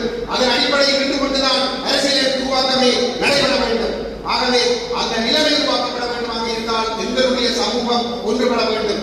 அந்த வகையிலே எங்களுடைய இங்கே இருக்கக்கூடிய பல ஊடகங்களினுடைய பிரமுகர்கள், ஆசிரியர்கள் மற்றும் பணிப்பாளர்கள், அதனுடைய முக்கியஸ்தர்கள் பலர் இங்கே வருகை தந்திருந்தார்கள். உண்மையிலே அவர்களுடைய அந்த பிரசங்கம் என்பது ஒரு நம்பிக்கையை கொடுக்கிறது. நிச்சயமாக நாங்கள் இந்த கருத்தியலை மக்கள் மத்தியிலே ஆழமாக கொண்டு செல்வதற்கு அவர்களுடைய பூரணமான ஒத்துழைப்பு கிடைக்கும் என்கின்ற ஒரு நம்பிக்கை இருக்கின்றது. உண்மையிலே நாங்கள் இந்த அரசியலை நாங்கள் சரியாக முன்கொண்டு செல்வதுதான் எங்களுடைய மாமனிதர் குமாரமண்டலத்துக்கு செய்கின்ற ஒரு அஞ்சலியாகவும் இருக்கும். 50,000 மாவீரர்கள், 1.5 லட்சம் மக்கள், அதனை விட மாமனிதர் குமாரமண்டலம் போன்றவர்கள் பலர், மாமனிதர் சிவகேசன், மாமனிதர் சிவராம், மாமனிதர் ஜோசப் ராஜசிங்கம், மாமனிதர் ரவிராஜ் போன்ற எத்தனையோ நாட்டுப்பற்றாளர்கள், எத்தனையோ மாமனிதர்கள் இந்த தேசத்திற்காக, இந்த தேசம் அங்கீகரிக்கப்பட வேண்டும் என்பதற்காக உறுதியாக நின்றதற்காக படுகொலை செய்யப்பட்டிருக்கிறார்கள். அந்த வகையிலே மாமனிதர் குமாரமண்டலம் அவர்கள் 25 ஆண்டுகளுக்கு முன்னர் நாங்கள் பல்கலைக்கழகத்திலே படித்துக் கொண்டிருக்கின்ற பொழுது இந்த மக்களுக்காக கொழும்பிலே நின்று கொண்டு மிக தீவிரமாக குரல் கொடுத்தவர். உலக நாடுகள், பல நாடுகளுக்கும் சென்று எங்களுடைய தேசிய தலைவர் பிரபாகரனையும் அவருடைய தலைமையிலான விடுதலை போராட்டத்தையும் நியாயப்படுத்தி, தமிழ் மக்களுடைய போராட்டம், இந்த புலிகளுடைய போராட்டம் தமிழ் மக்களுடைய உரிமைக்கான போராட்டம், அது ஒரு பயங்கரமான போராட்டம் இல்லை என்பதனை இந்த சர்வதேச ராஜ்யங்கள் மத்தியிலே துணிச்சலாக எடுத்துரைத்துக் கொண்டு திரிந்த ஒரு உறுதியான மனிதர். கொழும்பிலே சிங்க குகைக்குள் நின்று கொண்டு எங்களுடைய மக்கள் மீது சிங்கள பௌத்த பயங்கரவாதம் மேற்கொண்ட அடக்குமுறைகளுக்கு எதிராக துணிச்சலாக குரல் கொடுத்த ஒரு மனிதர். உண்மையிலே நாங்கள் இங்கே அடக்குமுறைகளுக்குள் வாழ்ந்து கொண்டிருந்த பொழுது அந்த மனிதர் கொழும்பில் இருந்து கொண்டு எழுப்பிய ஒவ்வொரு குரல்களும் எங்களை மிகவும் தீவிரமாக உற்சாகப்படுத்தியது. அந்த மனிதர் படுகொலை செய்யப்பட்ட பொழுது எங்களுடைய மரங்களில் இருந்த எண்ணம் எல்லாம் தேசிய தலைவர் பிரபாகரன் அவர்களுக்கு மாமனிதர் விருது கொடுக்க வேண்டும் என்பது. அவருக்கு அந்த மாமனிதர் விருதை எங்களுடைய தேசிய தலைவர் கொடுத்த பொழுது அவருடைய நினைவேந்தலை பல்கலைக்கழகத்தில் செய்வதையே நாங்கள் மிகப்பெரும் போராட்டமாக, மிகப்பெரும் சாதனையாக எடுத்து பல்கலைக்கழகத்திலே மாபெரும் நிறைவேற்றல் நிகழ்வுகளை நிகழ்த்தியிருந்தோம். 95ஆம் ஆண்டு யாழ்ப்பாண குடாநாடு ஆக்கிரமிக்கப்பட்ட பிற்பாடு, விடுதலை புலிகள் இங்கிருந்து வண்டிக்கு சென்ற பிற்பாடு குடாநாடு முழுமையாக ராணுவ அடக்குமுறைக்குள் இருந்தது. எவரும் வாய்கள் எதுவும் பேச முடியாது. அப்படிப்பட்ட ஒரு சூழலிலே மாமனிதர் குமாரமண்டலத்துக்கு தேசிய தலைவர் அவர்கள் மாமனிதர் விருது கௌரவம் வழங்கிய நிலையிலே அந்த பல ஆயிரக்கணக்கான மாணவர்கள் திரண்டு இந்த ராணுவ யுத்தங்களை கடந்து மாமனிதருக்கு நிறைவேற்றல் செய்ய வேண்டும் என்கின்ற ஒரு வேட்கை அந்த மாணவர்கள் மத்தியிலே ஏற்பட்டிருந்தது. எங்களுடைய உயிரை பணையம் வைத்துதான் நாங்கள் அந்த நிகழ்வுகளை செய்திருந்தோம். அவர் ஏன் தன்னுடைய உயிரை கொடுக்க வேண்டும்? அவருக்கு இருந்த வசதி வாய்ப்பு, அவருக்கு இருந்த சட்டப்புலமை, அரசு மட்டத்திலே அல்லது அவர் தென்பகுதியிலே வந்து அவருடைய சட்டப்புலமை காரணமாக அவருக்கு இருந்த புகழ், பெருமை எல்லாவற்றோடும் அவர் வாழ்ந்திருக்கலாம். வன்னி நாட்டில் இருந்த அந்த விடுதலை புலிகள் இயக்கத்தை அவர் ஆதரித்தார், நேசித்தார், அந்த தேசிய தலைவரை நேசித்தார். அந்த போராட்டம் வெல்ல வேண்டும் என்பதற்காக தன்னுடைய ஒவ்வொரு வார்த்தைகளையும் குதித்துக் கொண்டிருந்தார். அவர்கள் இறுதி வரை மனம் தளராமல் அவர் செத்த காலப்பகுதியை நாங்கள் பார்க்க வேண்டும். பலர் போராட்டம் வெற்றி பெற்ற வெற்றிகளை குவித்த பிற்பாடு போராட்டத்தை ஆதரித்தவர்கள் உண்டு. ஆனால் போராட்டம் இன்றோ நாளையோ அழிக்கப்பட்டு விடும் என்று சொல்லப்பட்டுக் கொண்டிருந்த பொழுது அவர் வாழ்ந்த கொழும்பில், நாங்கள் யாழ்ப்பாணத்தில் வாழ்ந்து கொண்டிருந்தோம். எதிரியினுடைய கருத்துக்கள் மாத்திரம்தான் இந்த சமூகத்திற்குள் ஆதிக்கம் செலுத்திக் கொண்டிருந்தது. அந்த எதிரியினுடைய கருத்துக்களின்படி விடுதலை புலிகள் இயக்கத்தினுடைய நாட்கள் எண்ணப்பட்டுக் கொண்டிருப்பதாகத்தான் அது சொல்லிக் கொண்டிருந்தது. அவ்வாறான சூழலிலும் கூட இந்த விடுதலை போராட்டத்தை நியாயப்படுத்தி அந்த போராட்டம் வென்றால்தான் தமிழ் மக்களுக்கு எதிர்காலம் இருக்கும் என்பதனை உறுதியாக புரிந்து கொண்டு அந்த போராட்டத்தை மிக துணிச்சலோடு நியாயப்படுத்திய ஒரு புனிதமான ஒரு மனிதர் மாமனிதர் குமாரமண்டலம் அவர்கள். உண்மையிலே அவருடைய காலத்தில் அவருக்கு பக்கத்தில் இருந்து பணியாற்றுவதற்கு எங்களுக்கு வாய்ப்பு கிடைக்கவில்லையே என்கின்ற ஒரு ஆதரவு எங்களுக்கு இருக்கிறது. ஆனால் அவருடைய மகன் சொல்லுவார், அவருக்கு பக்கத்திலே தான் எப்பயும் உங்களை கழிச்சிருப்பார் என்றால் நாங்கள் பங்க்சுவாலிட்டி மேலே எங்களுடைய கணக்கு திருந்த வேண்டிய விஷயங்கள் இருக்குது. அது சில வழியில் உண்மையாக இருந்திருக்கு, அதாவது தப்பி விட்டதுன்னு சொல்லலாம். அந்த வகையில வந்து அந்த மாமனிதன் இறுதி மூச்சு வரை தன்னுடைய அந்த லட்சியத்திற்காக இந்த இனம் பாதுகாப்பாக கௌரவமாக வாழ வேண்டும் என்பதற்காக வாழ்ந்திருக்கிறார். இதிலே நாங்கள் அவரிடமிருந்து கற்றுக்கொள்ள வேண்டிய இன்னொரு விடயம் இருக்கிறது. அவர் பாராளுமன்ற தேர்தலில் போட்டியிட்டு இருக்கிறார், வெற்றி பெறவில்லை. ஆனால் வெற்றி பெறவில்லை என்பதற்காக அவர் அடுத்த தேர்தல் வரைக்கும் அவர் தன்னுடைய சட்ட தொழிலை பார்த்துக் கொண்டிருந்திருக்கவில்லை. அவர் தேர்தலில் வெற்றி பெற்றிருக்காவிட்டாலும் அவர் ஒரு சிவில் சமூக செயற்பாட்டாளராக, ஒரு சட்டத்தரணியாக இந்த மக்களுக்காக ஒவ்வொரு கணமும் ஓடி ஓடி உழைத்துக் கொண்டே இருந்தார். உலகத்தின் எல்லா மூலைகளுக்கும் ஓடி ஓடி புலம்பெயர் மக்கள் மத்தியிலே ஒரு மாபெரும் எழுச்சியை ஏற்படுத்தி தேசிய தலைவர் பிரபாகருக்கு பின்னால் இந்த மக்களை அணிதிரட்டுகின்ற ஒரு மாபெரும் பணியை அந்த மனிதர் ஆற்றியிருக்கிறார். அந்த வகையிலே நாங்கள் ஒவ்வொருவரும் அவர்களை பாடமாக கொண்டு நாங்கள் பணியாற்ற வேண்டும். அந்த விடுதலை போராட்டம் ஒரு வெற்றி பெறுமா இல்லையா என்ற ஒரு கேள்வி இந்த காலப்பகுதியில் கூட அவர் உறுதியாக அந்த போராட்டம் வென்றே ஆக வேண்டும். இல்லையே மக்களுக்கு வாழ்வியல் என்ற அடிப்படையில் அர்ப்பணிப்போடு இந்த மக்களுக்காக குரல் கொடுத்து வருவர். அப்படிப்பட்ட ஒரு மனிதனுடைய இந்த நினைவு நிகழ்விலே நாங்கள் கலந்து கொண்டிருக்கின்றோம். அவருக்கு நாங்கள் செய்யக்கூடிய ஆத்ம சாந்தி என்பது அவருடைய லட்சியத்தை நாங்கள் விட்டுக் கொடுக்காமல் நாங்கள் முன்கொண்டு செல்ல வேண்டும். அந்த வகையிலே பேராசிரியர் அபுராம் அவர்கள், நான் அவரை அண்ணாண்டுதான் சொல்லுவேன், நாங்கள் பாடசாலையில் ஒரு டிஸ்டாலை படித்துக் கொண்டிருந்த பொழுது அவர்கள் வெள்ளிக்கு இடம்பெயர்ந்து வந்து அந்த விடுதலை போராட்டத்தோடு அவர்கள் பணியாற்றி கொண்டிருந்த காலப்பகுதியிலே அவர்களுடைய குடும்பத்தோடு நாங்கள் ஒரு தம்பியாக, ஒரு குடும்பத்திலே ஒரு பிள்ளையாக நாங்கள் பழகி இருக்கிறோம். மிகவும் நேர்மையான உறுதியான ஒரு மனிதன். அப்படிப்பட்ட ஒரு மனிதர் இந்த கருத்தியலோடு முன்வந்திருப்பது என்பது எங்களுக்கு மிகவும் உற்சாகம். நாங்கள் எல்லோரும் இந்த கல்வி சமூகத்தை ஒருங்கிணைத்து, சிவில் சமூகத்தை ஒருங்கிணைத்து, இந்த ஏனைய அரசியல் தரப்புகளை இந்த லட்சியத்தின் பால் ஒருங்கிணைத்து, ஒரு லட்சியத்தின் பால் தான் நாங்கள் ஒன்றுபட முடியும். லட்சியத்தின் பால் ஒருங்கிணைந்து நாங்கள் எல்லோரும் உறுதியாக நாங்கள் முன்கொண்டு செல்ல வேண்டும். இதில் இன்னொரு விடயத்தை சொல்லி மாத்திர முடிகிறேன். பேராசிரியர் அவர்கள் சொல்லியிருந்தார், ஏவிபியுடைய முகங்களை பற்றி சொல்லியிருந்தார். ஏவிபி ஒரு இனவாத அமைப்பு என்பதை அவர் தெளிவாக சொல்லியிருந்தார். அவர்களுக்கு காலவாசம் கொடுக்க வேண்டும் என்று தமிழ் தரப்பிலிருந்து பரிந்துரை செய்கின்ற பலர் இருக்கிறார்கள். நாங்கள் ஒன்றை புரிந்து கொள்ள வேண்டும். எதிரிக்கு எவ்வளவு நெருக்கடிகளை ஏற்படுத்தி எதிரியை எவ்வளவு நாங்கள் பலவீனப்படுத்துகிறோமோ அப்பொழுது மாத்திரம்தான் எதிரி எங்களுக்கு உரிமைகளை தருவதற்கு பற்றி சிந்திப்பான். இல்லை என்று சொன்னால் ஒரு பொழுது எங்களுக்கு உரிமை தர மாட்டான். எங்களுடைய தேசிய தலைவர் அவர்களுடைய உரைகளை நாங்கள் உன்னிப்பாக பார்ப்போமாக இருந்தால் அவர் சொல்லுகின்ற ஒரு விடயம், சிங்கள பௌத்த பேரினவாதம் தானாக விரும்பி ஒரு பொழுது மக்களுக்கு உரிமைகளை தராது. அது உரிமைகளை தரக்கூடிய ஒரு நெருக்கடியை நாங்கள் உருவாக்க வேண்டும். அந்த வகையிலே சிங்கள பௌத்த பேரினவாதம் என்று பொருள் தானே தனக்கு குழி தோண்டி ஊழல்களை செய்து, மோசடிகளை செய்து, அதிகார துஷ்பிரயோகங்களை செய்து ஒரு பொருளாதார நெருக்கடிக்குள் வீழ்ந்திருக்கிற ஒரு நிலைமையிலே இந்த வீழ்ந்த இடத்தை வைத்துக் கொண்டு நாங்கள் எவ்வளவு தீவிரமான நெருக்கடிகளை நாங்கள் கொடுக்கலாமோ அவ்வளவுக்கு கொடுத்தால் மாத்திரம்தான் தமிழர்களை அரவணைக்க வேண்டும், இலங்கையில் ஒரு ஸ்திரத்தன்மையை ஏற்படுத்த வேண்டும் என்பதற்காக அவர்கள் உரிமை தருவது பற்றி சிந்திப்பார்கள். இல்லை என்று சொன்னால் அவர்கள் தங்களுடைய பொருளாதாரத்தை பலப்படுத்திக் கொள்வார்களாக இருந்தால் வாழ்க்கையில் தமிழர்களுக்கு உரிமை கிடைக்காது. ஆகவே நாங்கள் அவர்களுக்கு காலவாசம் கொடுப்பதை பற்றி சிந்திப்பது அடிமுட்டாள்தனம். எவ்வளவு தீவிரமாக நாங்கள் மக்களை திரட்டி எங்களுக்கு உரிமை வேண்டும் என்கின்ற ஒரு தீவிரமான ஒரு ஜனநாயக அரசியல் இயக்கத்தை நாங்கள் வலுப்படுத்த முடியுமோ, அதை எவ்வளவு உபயோகப்படுத்த முடியுமோ அந்த அளவுக்கு அதை செய்வதுதான் எங்களுடைய அரசியல் விடுதலையை நாங்கள் செயல்படுத்திக் கொள்வதற்கான வாய்ப்பாக இருக்கும். பூகோள ஆதிக்க போட்டி தொடர்ந்து இவ்வாறு இருக்காது. எங்களுக்கான வாய்ப்புகளை அது உருவாக்கி தரும். பூகோள போட்டி தான் எங்களுடைய போராட்டத்தை அழிந்ததாகவும் இருக்கலாம். அதே பூகோள ஆதிக்க போட்டியை நாங்கள் சாதகமாக பயன்படுத்துவதன் மூலம் மாத்திரம்தான் நாங்கள் விடுதலையை பெற்றுக் கொள்ளக்கூடியதாக இருக்கும். ஆகவே எங்களுக்கு இந்த உரிமைகள் உடனடியாக தரப்பட வேண்டும். எங்களுடைய தேச உரிமை சேர்ந்த உரிமை அங்கீகரிக்கப்பட்ட அடிப்படையான ஒரு அரசியல் தீர்வு வேண்டும். அதற்காக ஒரு புதிய அரசியல் அமைப்பு நாங்கள் விரும்புகிற அடிப்படையில் கொண்டு வரப்பட வேண்டும் என்கின்ற நெருக்கடியை தாயகத்திலும் சர்வதேச அளவிலும் ஏற்படுத்துவதற்கு நாங்கள் ஒருங்கிணைந்து செயல்பட வேண்டும் என்பதையும் இடத்திலே வலியுறுத்திக் கொண்டு இந்த நிகழ்வுக்கு இங்கே வருகை தந்த உங்களுக்கு எங்களுடைய மனமார்ந்த நன்றிகளை தெரிவித்துக் கொள்கின்றோம். திருவெம்பாவை விரதத்தை முன்னிட்டு இலங்கை சைவ மகாசபையின் வேடாந்த ஈழத்து சிதம்பரம் நோக்கிய ஆன்மீக பாதயாத்திரை 11வது வருடமாக மாதகல் சம்புநாத ஈச்சரர் முன்றலில் இன்று ஞாயிற்றுக்கிழமை காலை 7 மணியளவில் ஆரம்பமாகியது. சம்பில்துறை சம்புநாத ஈச்சரர் ஆலயத்தின் ஆரம்பமாகிய ஆன்மீக பாதயாத்திரை சாந்தை, பனிப்புயல், சொலிபுரம், மூளாய், பொன்னாலை, காரைநகரில் உள்ள பல்வேறு இந்து ஆலயங்களையும் தரிசித்தவாறு காரைநகர் ஈழத்து சிதம்பரத்தை சென்றடைந்தது.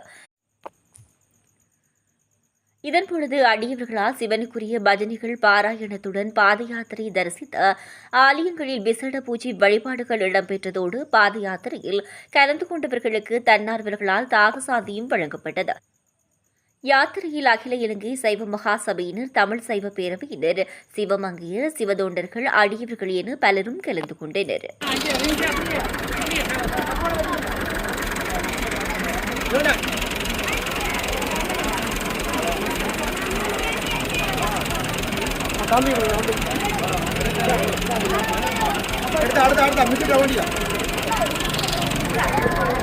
இறைசிவனுடைய அனுக்கிரகத்தோடு 11வது ஆண்டாக அகில இலங்கை சைவ மகாசபையினுடைய ஏற்பாட்டிலே ஈழத்து சிதம்பர பாத யாத்திரை வழமை போன்று பக்திபூர்வமாக நடைபெற்றுக் கொண்டிருக்கின்றது. காலை சம்புநாத ஈஸ்வரத்தில் உள்ள 21 அடி சிவருமான் திருச்சொருவ முன்றலிலிருந்து ஆரம்பித்த இந்த பாத யாத்திரையானது அகில இலங்கை ரீதியாக பல சிவனடியார்கள், சிவதொண்டர்கள், சிவமங்கையர்கள் பங்கேற்போடு இப்போது பல ஆலயங்களை தரிசித்தவாறு இப்போது மானிப்பாய் வீதியிலே வந்து கொண்டிருக்கின்றது. இங்கே மூலாய் கூட்டுறவு வைத்தியசாலையின் முன்னால் இப்போது போய்கொண்டிருக்கின்றது. அடுத்ததாக ராவணேஸ்வரத்தை தரிசித்துக் கொண்டு கண்ணன் தாகசாந்தி நிலையத்திலே அன்னதானத்தினை முடித்துக்கொண்டு ஈழத்து சிதம்பரத்தை நோக்கி பயணிக்கின்றது. இது அகில இலங்கை சைவ மகாசபையினுடைய ஏற்பாட்டிலே அனைத்து மாவட்டங்களிலிருந்து பல சிவனடியார்கள், நூற்றுக்கணக்கான சிவனடியார்கள் இந்த பாத யாத்திரையிலே திருவம்பாவை காலத்திலே இணைந்து கொள்வது வழக்கம். அதுபோல இளை பங்காளனை பாடேல வாரீர் என்கின்ற அந்த இறைநாம கோஷத்தோடு இன்றைய தினம் வேலன் சுவாமிகள் ஆரம்பித்து வைக்க பல அடியவர்கள் இதிலே பங்கு கொண்டிருக்கின்றார்கள். தொடர்ந்து இந்த பக்திபூர்வமான இந்த ஒரு பக்தி இயக்கமாக அனைத்து ஊர்களை 20க்கும் மேற்பட்ட ஊர்களை கடந்து இந்த பாத யாத்திரை பிரயாணித்துக் கொண்டிருக்கின்றது. அங்கே உள்ள சிவனடியவர்கள் இன்றைய தினம் குறிப்பாக சாந்தையிலே சிவதொண்டர்கள் பலர் நூற்றுக்கணக்கானவர்கள் தாங்கள் புதிய சீருடை ஒன்றை அறிமுகம் செய்து இணைந்து கொண்டார்கள். ஆகவே இப்போதுள்ள சூழ்நிலையிலே இளைஞர்கள் யுவதிகளை நல்வழிப்படுத்துவதற்கு மது போதை புகையற்றவர்களாக மற்றும் நெருக்க சீலர்களாக அறநெறி பண்புள்ளவர்களாக மாற்றுவதற்கு இந்த பாத யாத்திரை துணை புரியும் என நம்புகின்றோம். தொடர்ந்தும் எங்களுடைய இளைய தலைமுறையினருக்கு பெற்றோர் அறநெறிப்பாட்பட்டு இறைநெறிப்பாட்பட்டு இந்த இதுகளை வளர்க்க வேண்டும் என்றும், குறிப்பாக வெள்ளிக்கிழமைகளிலே எங்களுடைய கௌரவ ஆளுநர் அரசாங்க அதிபர் கொண்டு வந்திருக்கின்ற இந்த திட்டத்தை நடைமுறைப்படுத்துகின்ற வகையிலே பிள்ளைகளை அறநெறி பாடசாலைகளுக்கு அனுப்பி வைக்க வேண்டும் என்றும் இந்த பாத யாத்திரையிலே நாங்கள் கேட்டுக்கொள்கின்றோம். பல நூற்றுக்கணக்கான மாணவர்கள் இன்றைய தினம் பங்கு கொண்டிருக்கின்றார்கள். இந்த பிள்ளைகள் சிவதொண்டர்களாக, சிவமங்கையர்களாக பாடசாலைகளிலும் அங்கம் வகிக்கிறார்கள். தொடர்ந்து இந்த பாத யாத்திரையிலே இணைந்து கொண்டிருக்கின்ற அனைவருக்கும் நன்றி கூறி இறைசிவனுடைய அருள் கிடைக்க வேண்டும் என்று பிரார்த்தித்து அகில இலங்கை சைவ மகா சபையினர் சார்பாக விடைபெற்றுக் கொள்கின்றோம். ஓம் நம சிவாய.